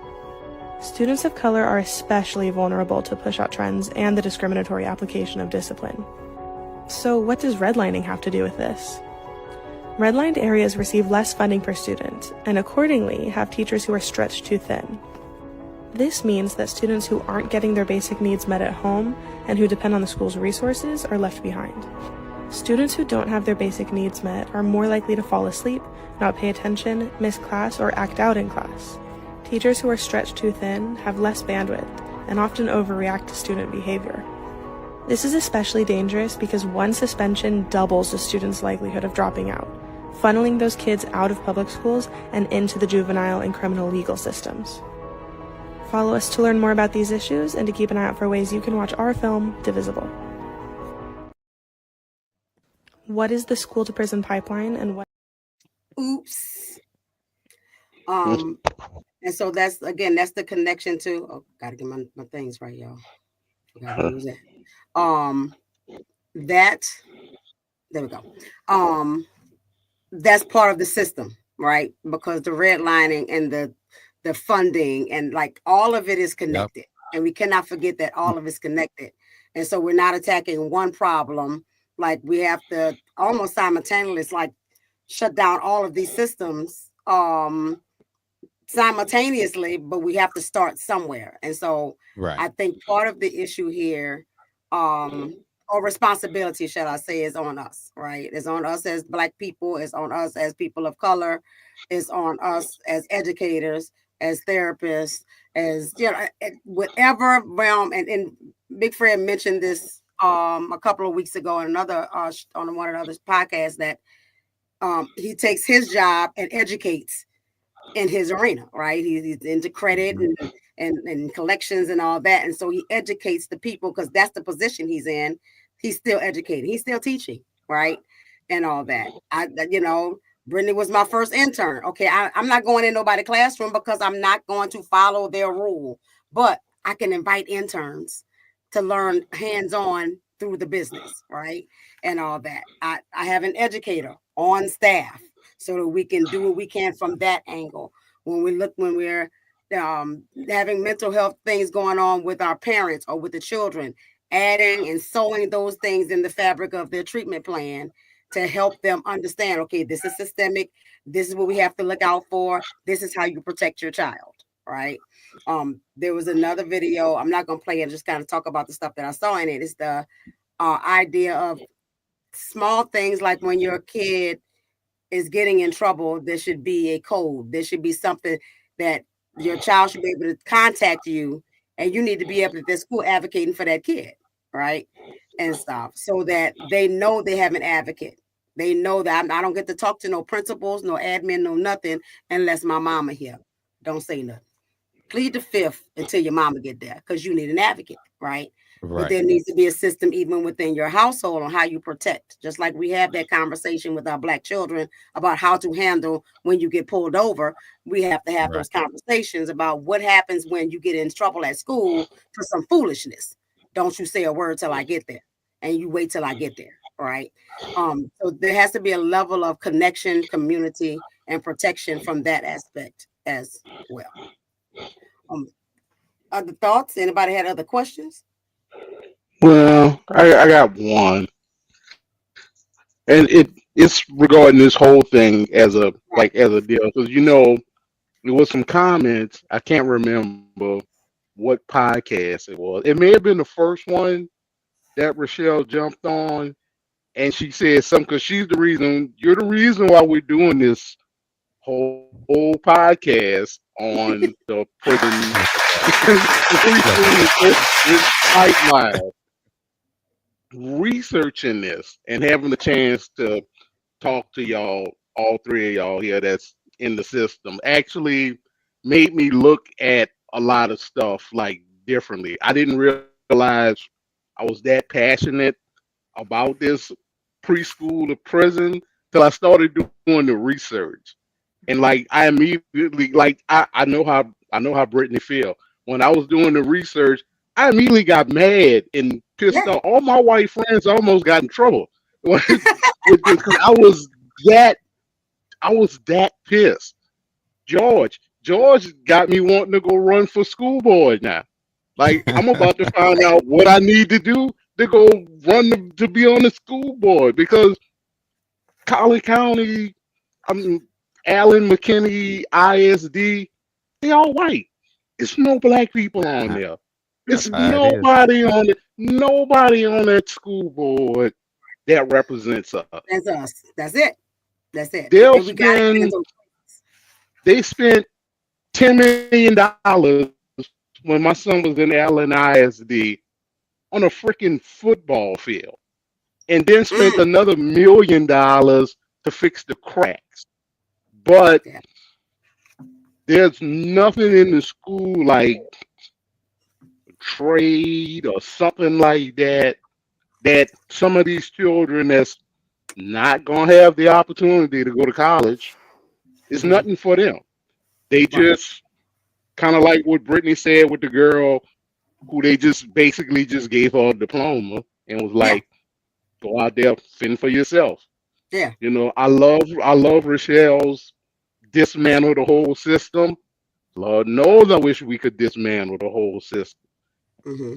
Her plan is something that, as a black community, we just need to try and figure out how we can do that ourselves. That's it, Fred. Right. That's it. And I'm definitely a big proponent, and I'm glad you brought this up about trades. We definitely need to increase vocational opportunities within our schools because we need to understand that every child's path to whatever education is supposed to get you is not going to be the same. Everyone's not going to go to a 4-year university.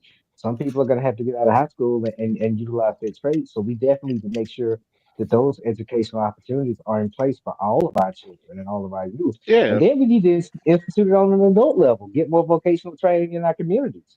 and we And used that'll to, make us more recession proof. And we used to. We and used to. Everybody, we used to. knew how to do a little something. Yeah. We had carpentry at my school. We didn't have a lot Mhm. because the high school we went to was at one time predominantly white. My Mhm. aunt and Chanel were the only two black valedictorians that never graduated from that school. Right. Right. The only two. And my aunt graduated in the 70s, I think, to Yeah. 60s, something That like was that. yeah. Right. And I remember there was a high school in Jefferson Parish, Bonneville High School. They had an auto shop there where you can learn how to be a mechanic. You can Yeah. learn how to do body work on cars. All of this. We had all of that. Right. College at one time was free.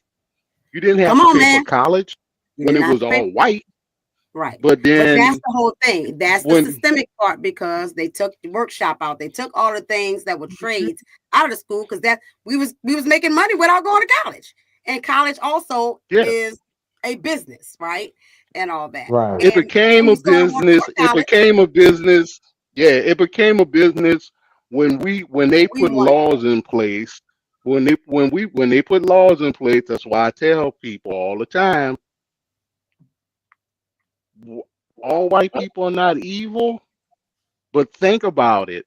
The majority of them hate us so much, they had to put laws in place to keep them to keep themselves from discriminating against us. right. They Right. couldn't just do it on their own. Mm-mm. They had to put laws in place for themselves to say, "Oh, we need to treat these people better than we've been treating Right. Mhm. Right. And them." So along with those laws that they put in place though, they still put an extra barrier, right? And so now that we're included and we get to apply to the school or whatever, right? If we can get past the administration part and get past that part, Brittany, Right. then okay, well you got to pay for it. Uh, You got to pay for it now, right? And so again, there's something in there's always going to be a barrier that has been put in. Anytime we about to make a come up or do something different or get better, there's a barrier in place, and they are willing to suffer themselves to prevent us from getting the thing, right? Right, yeah, because the I mean, cost of college don't Stop. just affect us. You Right. know, yeah. The deposits affect everybody. it's like, yeah, all of them will get it, long as I they mean, don't. Right. George said it earlier. A lot of these school districts are underfunded, Yeah. redlining. McKinney, where I live, they just built a 20-something $1 million football stadium. You know Mhm. why? Because schools in Texas, I don't know, They George, if love you're their in Texas football, or baby. not. Well, yeah, they do. But I Yeah. don't know They if gonna you're spend their money in on that. Texas. I don't know Yeah, if I'm you're in in Texas. Texas, George. Yeah, Okay, so I am. Right. every district is funded from the property taxes of the district that the school is in. So it's a reason why, as big as Dallas ISD is, the majority of the schools in Dallas ISD suck because Fred? they're underfunded as hell in McKinney, Allen, South Lake. Fort Worth got probably the most terrible schools on the planet. But you think about it, the majority of Fort Worth now is black. Duncanville, I went to Duncanville High School. That thing looked like a college campus. But Duncanville is majority white. Allen, my son graduated from Allen High School. 3,500 students. That school is a college campus. Right. It's a college campus. It is. I'm from McKinney area, so I know exactly what you're talking about. So you know what I'm talking about. Allen High School got Chick-fil-A, Subway, Pizza Hut in a high school. Yep. A freaking high school. Right. No reason. There's no reason. No reason. Yeah. No reason at all. It's just not for us. Exactly. There's a reason. We just don't like the reason. Oh, have mercy, mercy me. So let's talk. We got about 15 more minutes.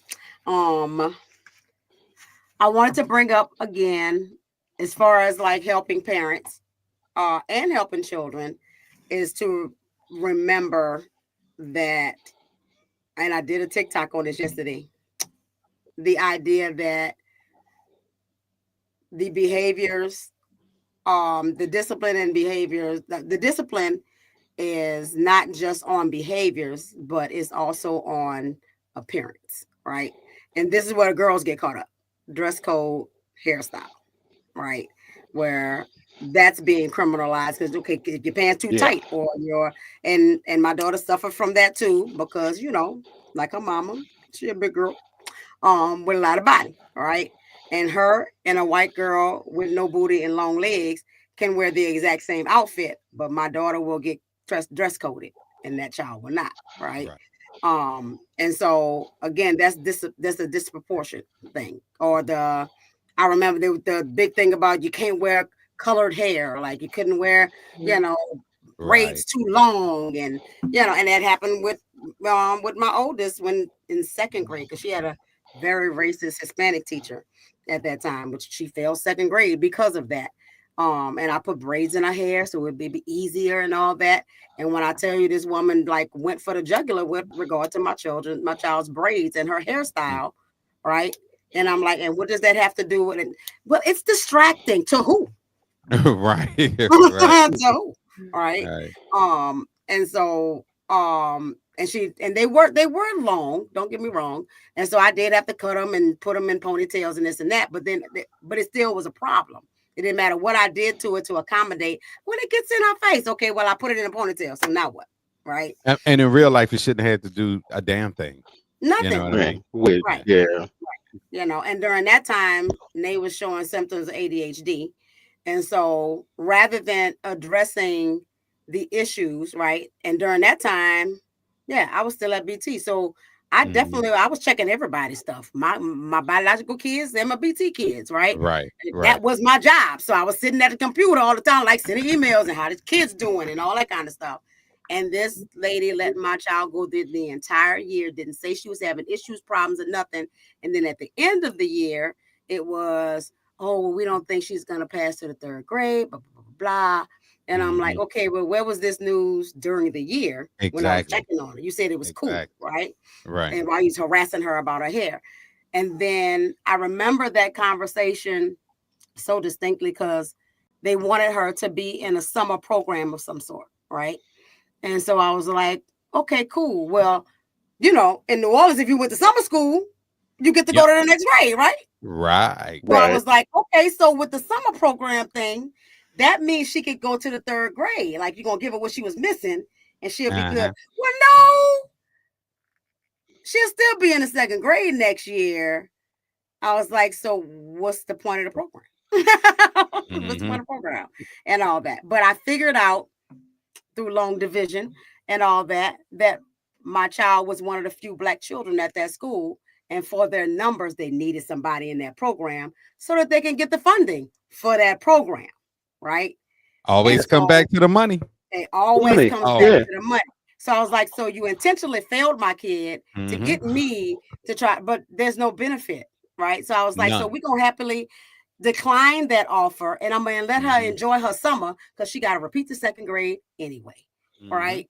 And stuff. And then we moved because she had to go to another school. And she passed the next time because she had a teacher that gave a damn and stuff like that. So plain and simple. And so again, follow the money.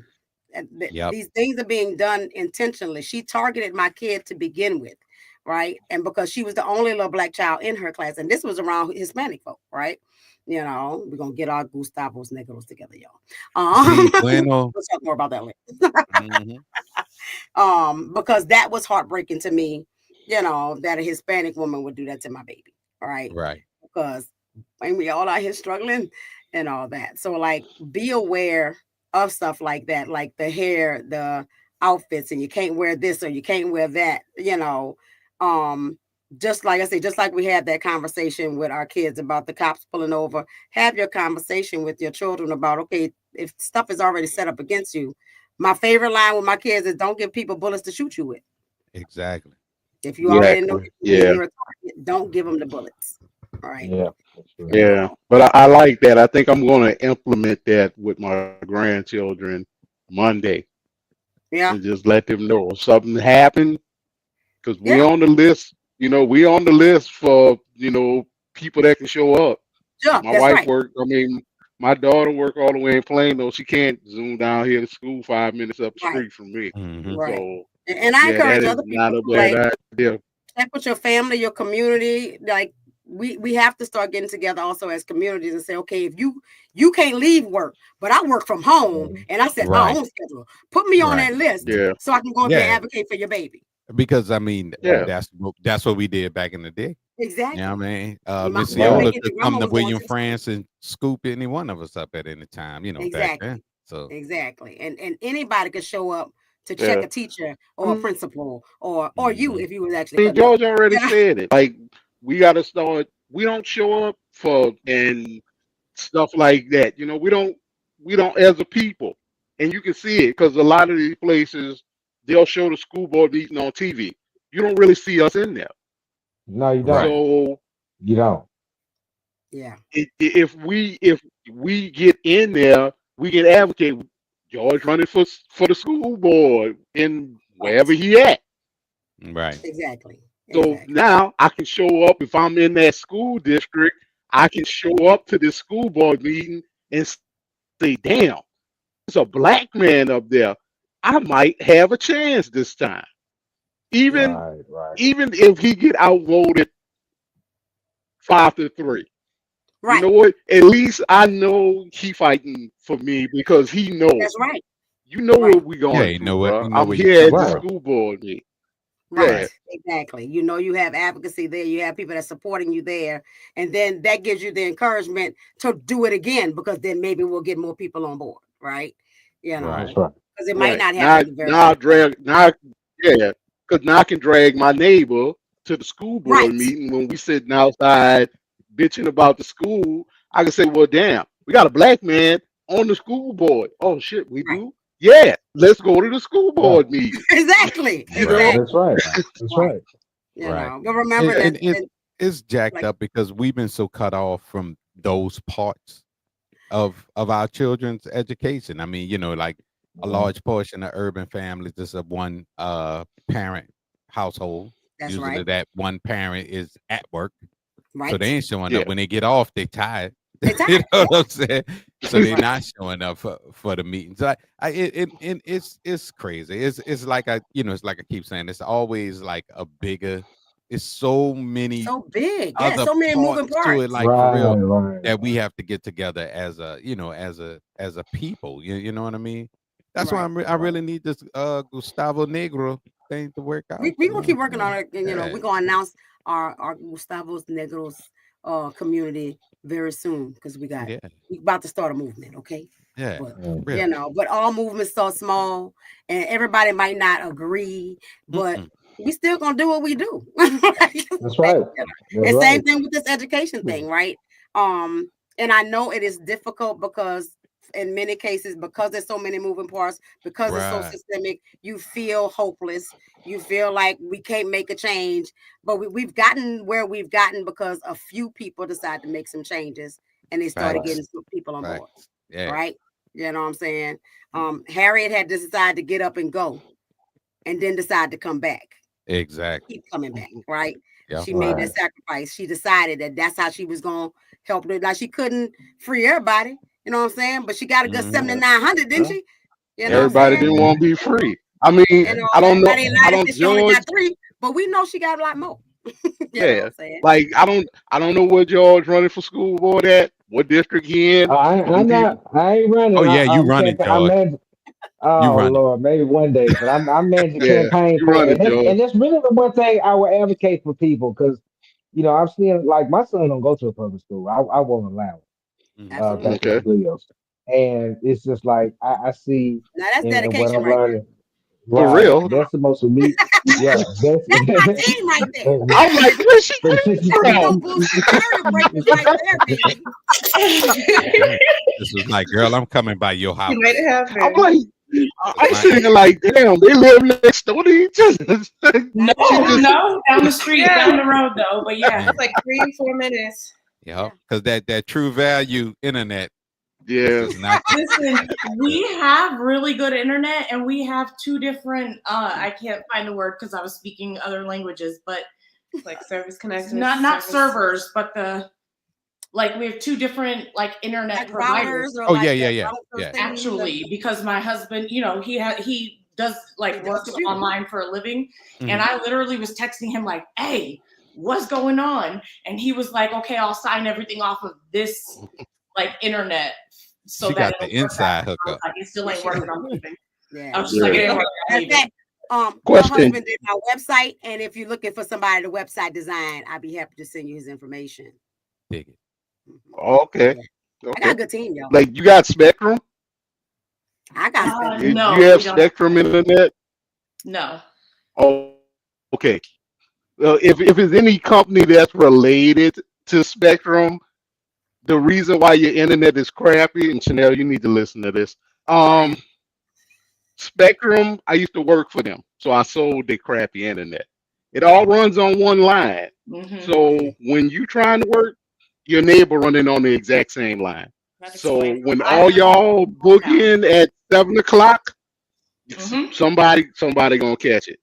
I lived in a small town when I first moved here to Texas, right outside Austin, and let me tell you, you could tell when everybody got home from work because everything was glitching, and it trying to work from home, it was terrible. That's because we pay too much money for this. And it took like 3 years at least 3 years for another provider to come in. Well, I'm up here in Virginia with the good white folks. We have high quality internet. High quality internet. Our internet is golden. All right. That's amazing and awesome. So I want to talk from the other end from the prison side, and once they're there, right? But what happens when they come out, right? And some of what George focuses on with his nonprofit is like reintegration and all that. And so we've had a lot of conversations about what that should look like and all that, because the reintegration systems that we have now, again, don't benefit the person, right? You can't get an apartment, can't get a job, so there's all these I can't get, yet I'm supposed to reintegrate myself back into the community and be a good citizen, but you're not giving me any opportunities and all that. So from a mental health standpoint, I have every last one of my clients fill out the the ACEs, and it's the come on. Y'all know what I'm talking about. Those of you who know. But it's the I was about to say, I don't know. Damn, I can't think of it. But it's the predictors of their childhood, the childhood factors that contribute to negative mental health, like Did you grow up in a household where there was abuse and neglect? Are your parents divorced and all that stuff, right? Adverse childhood experiences. That's the name of it. And everybody fills out one of those that come into choosing empowerment, because I want to know what your background looked like that may have caused some of your mental health issues. If you put that ACEs form into a jail system, they will score high, right? Because those are adverse childhood experiences that led them in that direction, plus the system stuff, which is connected to the stuff, right? And so, on the other end, I always say that people are in jail because they didn't get their needs met. People are in jail because they didn't learn what they needed to learn growing up. There were pieces missing, right? And of course, places like this country will, they cause a lot of these situations and they attach themselves to it and make money off of it, right? And so for us, when people are coming out, we need to stop them from going back in. We need to stop that cycle and all that. And one thing that Choosing Empowerment is working on and working toward is a post-incarceration program that really addresses the issues. Because coming out of jail and trying to find a job is one thing. Coming out of jail, but you don't know what issues got you there, right? Yeah, I broke the law, but what caused you to break the law? Right. Right. Like, what were the systemic issues? What were you depressed? Were you sad? You wasn't getting your needs met? You was hungry? Like, there are all these factors that contribute to that behavior that got you there. But we just want to, society wants to just look at it as like, oh, these niggas just out here robbing and killing and stealing. No. Right. These niggas was desperate because of the situation that they got handed to them, right? And Because of you had the to be able to barriers read. that's in place, and I can't get a job and I can't do this, so I had to go on the corner and sell drugs. Or I had to sell drugs at 14 because I had a single mama, because of Jim Crow and all the bullshit, my daddy couldn't live in the house, right? And all that. Right. So it's all connected. You was about to say something, George? I was saying you also have to deal with the aspect of reintegration into society in certain aspects, because just simple things like somebody getting back used to sleeping in a bed Right. is a big deal for them. Getting used to being able to go in and get your own food and not having to live under that draconian rule. That can be traumatic, just getting reintegrated in that regard. So you got a lot to deal with. And It's a lot. I taught job training for the justice affected. And one thing that I found was blamed. That's when you really saw the deficits in their education come out. When we would do mock interviews and I would train them on how to get jobs to support themselves, that's when I would see the holes in their education. And not only were they failed in the educational system when they were coming up, they were failed by whatever supposed to stand for an educational system while incarcerated. They're not given skills to where they can be successful coming out at all. So that's why I'm supportive of any kind of thing we can do on the back end to help you get reintegrated and understand this is a part of that preschool to prison pipeline, the after effects of it, the cleanup that has to be done. Right. And those same gentlemen, if we can help those ladies and gentlemen who did get caught up in it and did go to jail, when they come out, if we can help them reintegrate and help them become mentally, physically, emotionally healthy, then they can help the other people not end up there. Right. So they become a part of the solution because they know what it's like. Right. They can warn and talk about the actual experience of the thing and like, that's not what you want. Then not glorify it. Like you say, we always singing songs about it, but like it does not need to be glorified. And just because we make something look good, people don't mean it's good. Like, For real. we learn how to tolerate shit. Right. know, and all that. So anybody had any other thoughts or concerns or questions and all that before we start wrapping up? I was just going to co-sign George and say that he's absolutely right, because out of the 60 inmates that I was working with in the maximum security prisons, 85% of them felt comfort in the prison just due to the fact that that was comfort Like, Yep. they didn't see really a light at the end of the tunnel, so it was hard for them to want to even get out. And that's where I felt like, okay, it's just me and 60 people, and me trying to tell them how to reintegrate was a lot. You know, it even came down to the type of cereals we have. They were like, look, last time we were out there, only 2 types of Cheerios. Now there's 8. How am I going to absorb this? So it started from the smaller things all the way up to now, like technology. If I get out, I won't know how to use this so-called iPhone because I've been out or been in prison since the Razor. Like, that was the last one. Right. So it's little things up into the big things that really makes them feel hopeless. But if we even have just individuals go in and let them know things are going to be all right. Yeah. It'll make a difference. Right. And a program like that is going to have to be all inclusive. It's going to have to, I want something that's good. That they're going to have to contact somebody every day. They're going to have a coach, a partner, a mentor. You know, it's going to have to be from all aspects, you know, the day to day. How do I, because there's post-traumatic prison syndrome. You know what I'm saying? Right. Like, you talking about, and we struggle with that coming out of the hood and coming into a suburb. We still got our head on the swivel, right? You know, roll up on me, bro. You know, because that is what we are used to. We are hyper vigilant, right? And so they have to unlearn that and learn, okay, I'm safe. Ain't nobody gonna shank me around the corner, you know. And stuff. I ain't gotta watch my booty all the time because, you know, like that's intense, man. That's intense. And so in order to come back out into the world, they need wraparound kind of services, right? You need to be able to talk to a therapist. You need to be talking to a coach. You need a mentor. You need a sponsor. Right. You know, you need to be talking to other, you need to be in a group situation where y'all can talk this stuff out, that other people that are having these experiences and stuff. You need that much support, and that family needs support. Because imagine a wife welcoming her husband back home.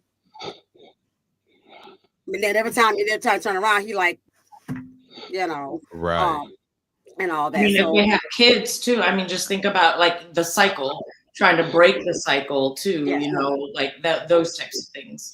Exactly. Right. Exactly. So it's going to be a work and all that. Yeah, and that's going to be a lot of work. I mean, because we live in a country that it don't even take care of their veterans coming home from war. Man. So you know damn well they don't give a damn about you coming out of jail. So, No, you know what I mean? So no, they don't, because I can speak from real time experience. My oldest son did 5 years in Huntsville, another year at Bridgeport. Yeah, at Bridgeport, and it was he didn't grow up in a bad home. That was the thing. Before his mother passed away, we were there. I got married again. He lived with us. So he's always been in a 2-parent home. He was just like Brian said, he got caught up in idolizing what all these other people were saying. And it was hard. It was hard for me to try and compete with that. Right. So at that time, it was, I'm gonna listen to you, but I'm gonna do this. And he ended up in the wrong place at the wrong time. When he should have called me, he didn't call me. And the next thing I knew, he made a deal. He ended up on probation. He got pulled over for driving with a suspended license. And that's it. And that turned from probation to 6 years in jail. Yeah, probation ain't nothing but a trap anyway. Yes. And because you got to behave perfectly in order to get off of it. Right. I knew I had to be there for him. And luckily, like I said, the entire family was there for him. Right. And I still have conversations with him. Well, you know, he trying to get a job. It's hard for him to get a job. Right. He could easily, I mean, he said it himself. Dad, I can easily lie and say I don't have a felony till they find out I got a felony. Right. Right. And then when he does get a job with people that will hire a felon, it's a crappy job. And it's just enough for you to survive. Exactly. Right. And in the aspect of your hustlers with that hustle mentality, they keep running into them pitfalls trying to do the right thing. They just go back to hustling. You know what I mean? They go back to hustling because they got rent And it's not like they're trying to get 22-inch rims. Some of these people are just trying to pay their bills like everybody else. So and that's what I mean. It's like because prison is a business, and you everybody want to keep their business running. That's what I'm saying? Michael Jordan needs that prison money. So that's right. he got they gonna and they lobby with Congress to create bullshit ass laws. So I mean, it's so many things. I mean, you know, I want to say beat the ass, but I can't say that no more. You can't say beat the ass. Can't say that. You can't say beat the ass. I mean, a lot of people in Congress hold shares in prisons too. So That's right. Yeah. You know, they're not really looking they're not looking toward recidivism. Not you at know, all. and then when you think about like, you know, places that won't rent to people who have a record. Oh yeah, that's How do killer. we expect them to That's be part of killer. those places that they knew or were committing those crimes before if we won't let them? Exactly. Right. Exactly. And it's that's like the kind not of change it's going to take for that, though, is for people like us, again, y'all, we done made lots of come up and all that. Like we got millions, and we got, you know, like we got some money, we got places and spaces and titles, and you know, we in these places and spaces, y'all. And so what can you do to contribute to that? Like, do you have can you hire the next convict, right? Can you like, you know, can you make sure that they have a livable wage?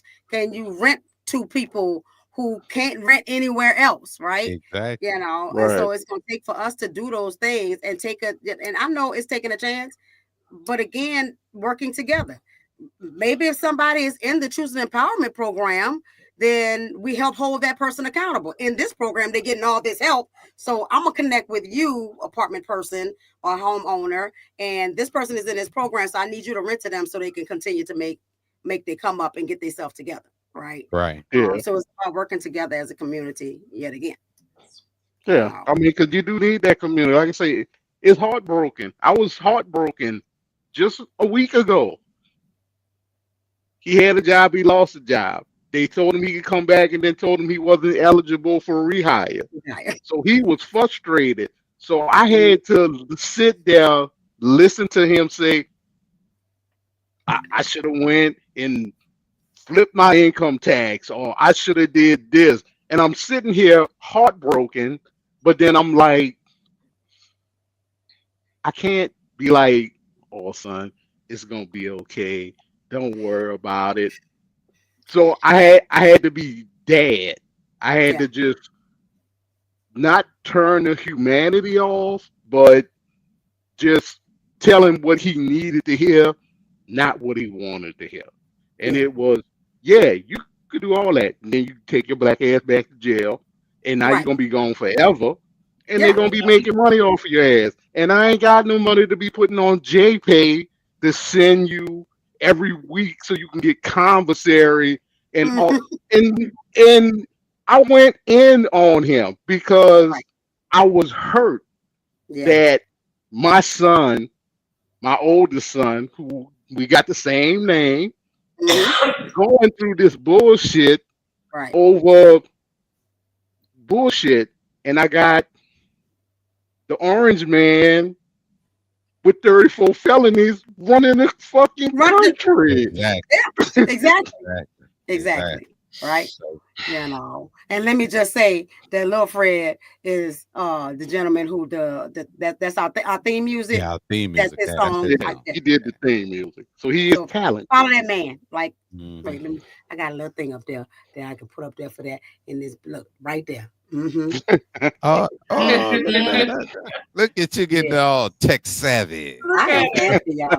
I'm about to go work for Doge. Nobody wants to work. They're not gonna like me if I work. Right. Maybe I could get my social security. I just let y'all ladies know I appreciate what y'all do, and the fact that y'all do work with big time people like that, because my son's lucky. He got a whole family. He can talk to Chanel. He can talk to anybody. And have their support. A lot of people don't have their support. That's right. You know, like Rochelle, I love you teach the way you teach, because I know teachers that wish they could teach how you teach. Yeah. Shit, I know But if students they that do- wish they had you as a teacher. Mhm. You know Yeah. what I'm saying? All right, So- we're gonna Facts. create some of them teachers, y'all. That's what Uh-huh. That's really what I Because- want to do. Like, I want to make sure that it's everywhere, though. Right, It's right. everywhere because we're Yeah, supposed to meet kids where they're at. Yeah. Yep. Right. So if But see, we're anybody gonna out need to there, start your thing educated, from scratch though. Your rebuild, because they're not gonna let us dismantle the system. It's working too Oh, much. but it's here's that's already happening though. that's what I was gonna say. The Yeah. They're doing it for us.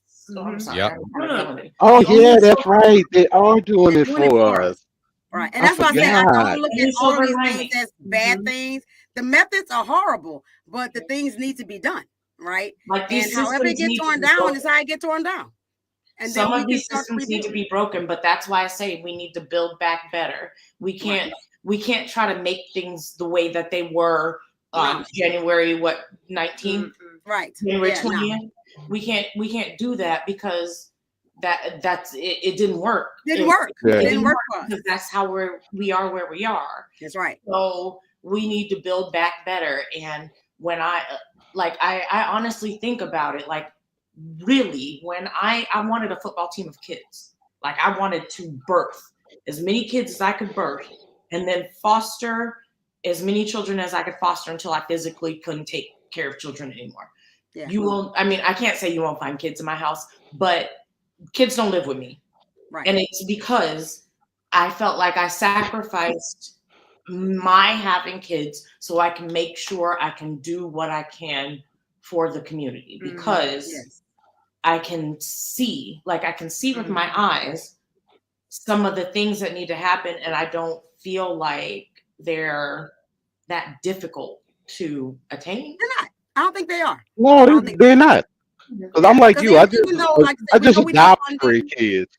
Yeah. Yeah. Like, again, and that me, Fred, Brian, like, we got a whole bunch of kids that's ours and not ours, right? And all that. And I think, like, that's part of our mission as well, right?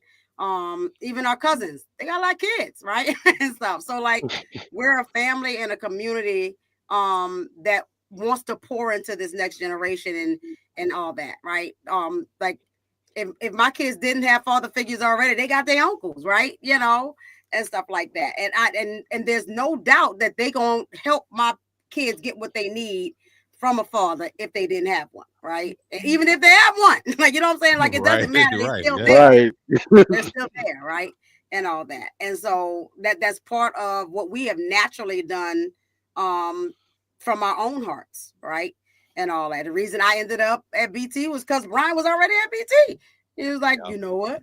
You know, Yeah, I'm like, y'all y'all be can good do at this. it, right? Y'all can do this. And all that. And even there, like, you know, they have great programming and all that, but it's still systemic. Programming being the key word. Programming being right. the key It's word, right? it's white Catholic programming for Black urban kids, and that's why Exactly. you know. Exactly. It And will so outdo it. like us Yeah. go in that Yeah. system, Yep. and we disrupted a little bit there, right? Yeah. And that's why they was trying their best to get, and they finally did get rid of me and my husband. You know what I'm saying? Uh-huh. Because we was actually helping kids. We had 97% success rate. Kids Exactly. leaving our house and going into a less intense form of care or getting adopted and all that. But they're like, you niggas is helping too much. You messing Right. with our money. Can't Fucking up the make no money money train. with a 97% Money. success Make rate. money like when the more intense the kid is and the level is, the more money they make, right? Yep. And all that. So every time these kids, every month, these kids' levels is dropping because they're actually getting better and shit. You know, what the fuck y'all doing? You know, right. The job. them a good meal and we having some talks, right? Daycares. Yeah, and yeah. Because what you're talking about, BT is a treatment center, right?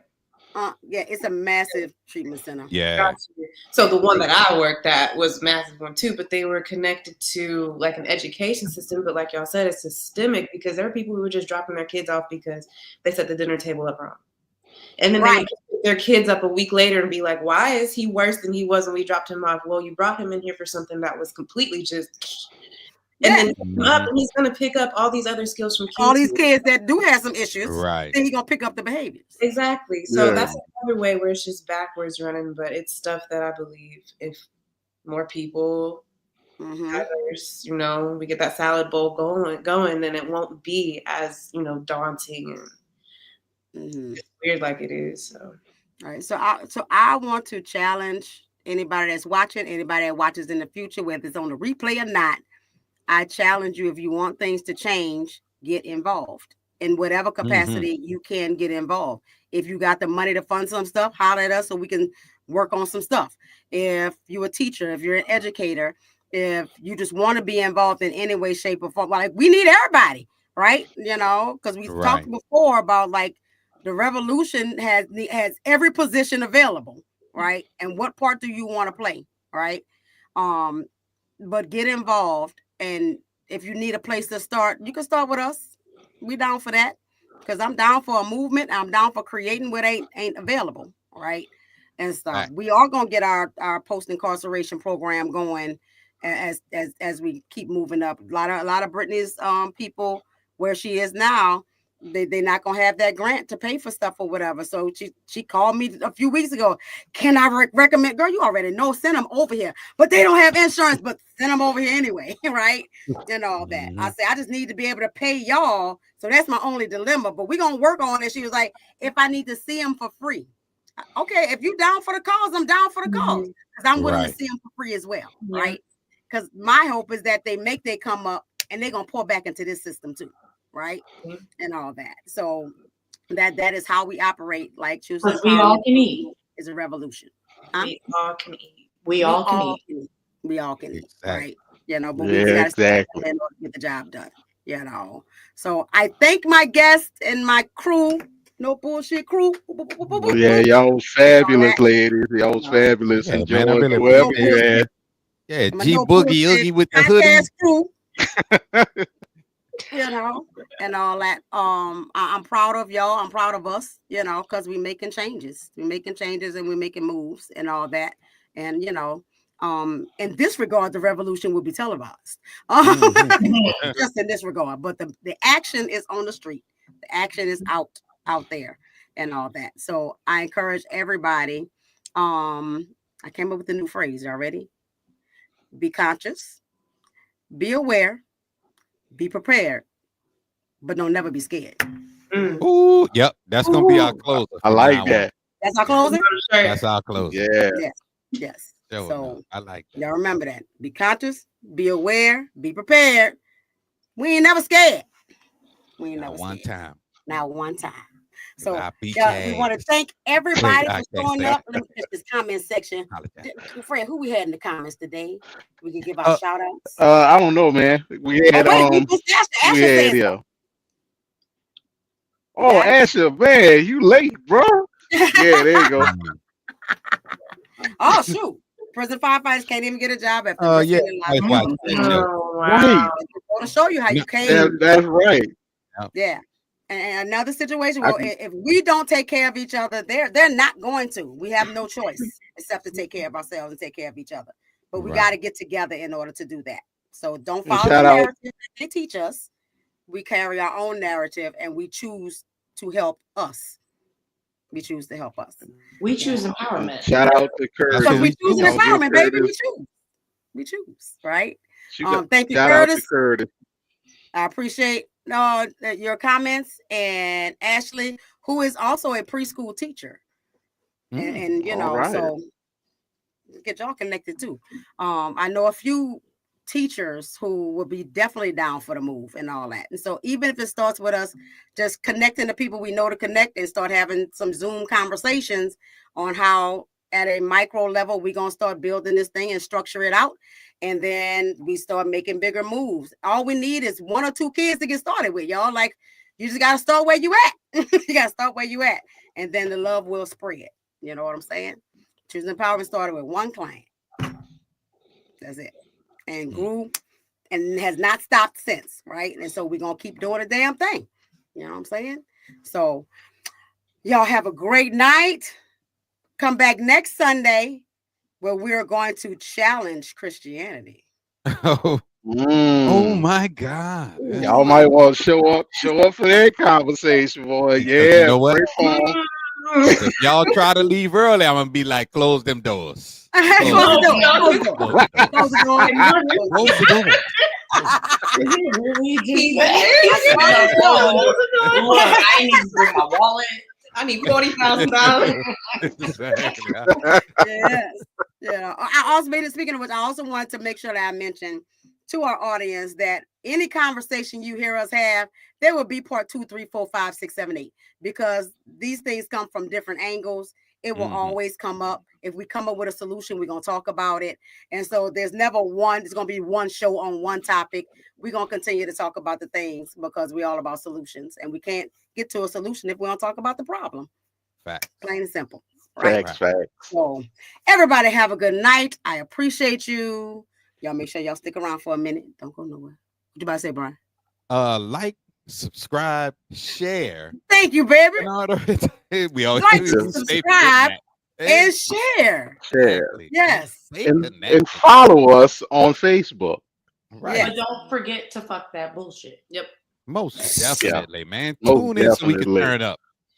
I don't know what I do without y'all. Lord have mercy. Thank you, universe. Thank you, universe. So everybody have a good night and see y'all next Sunday. Yeah.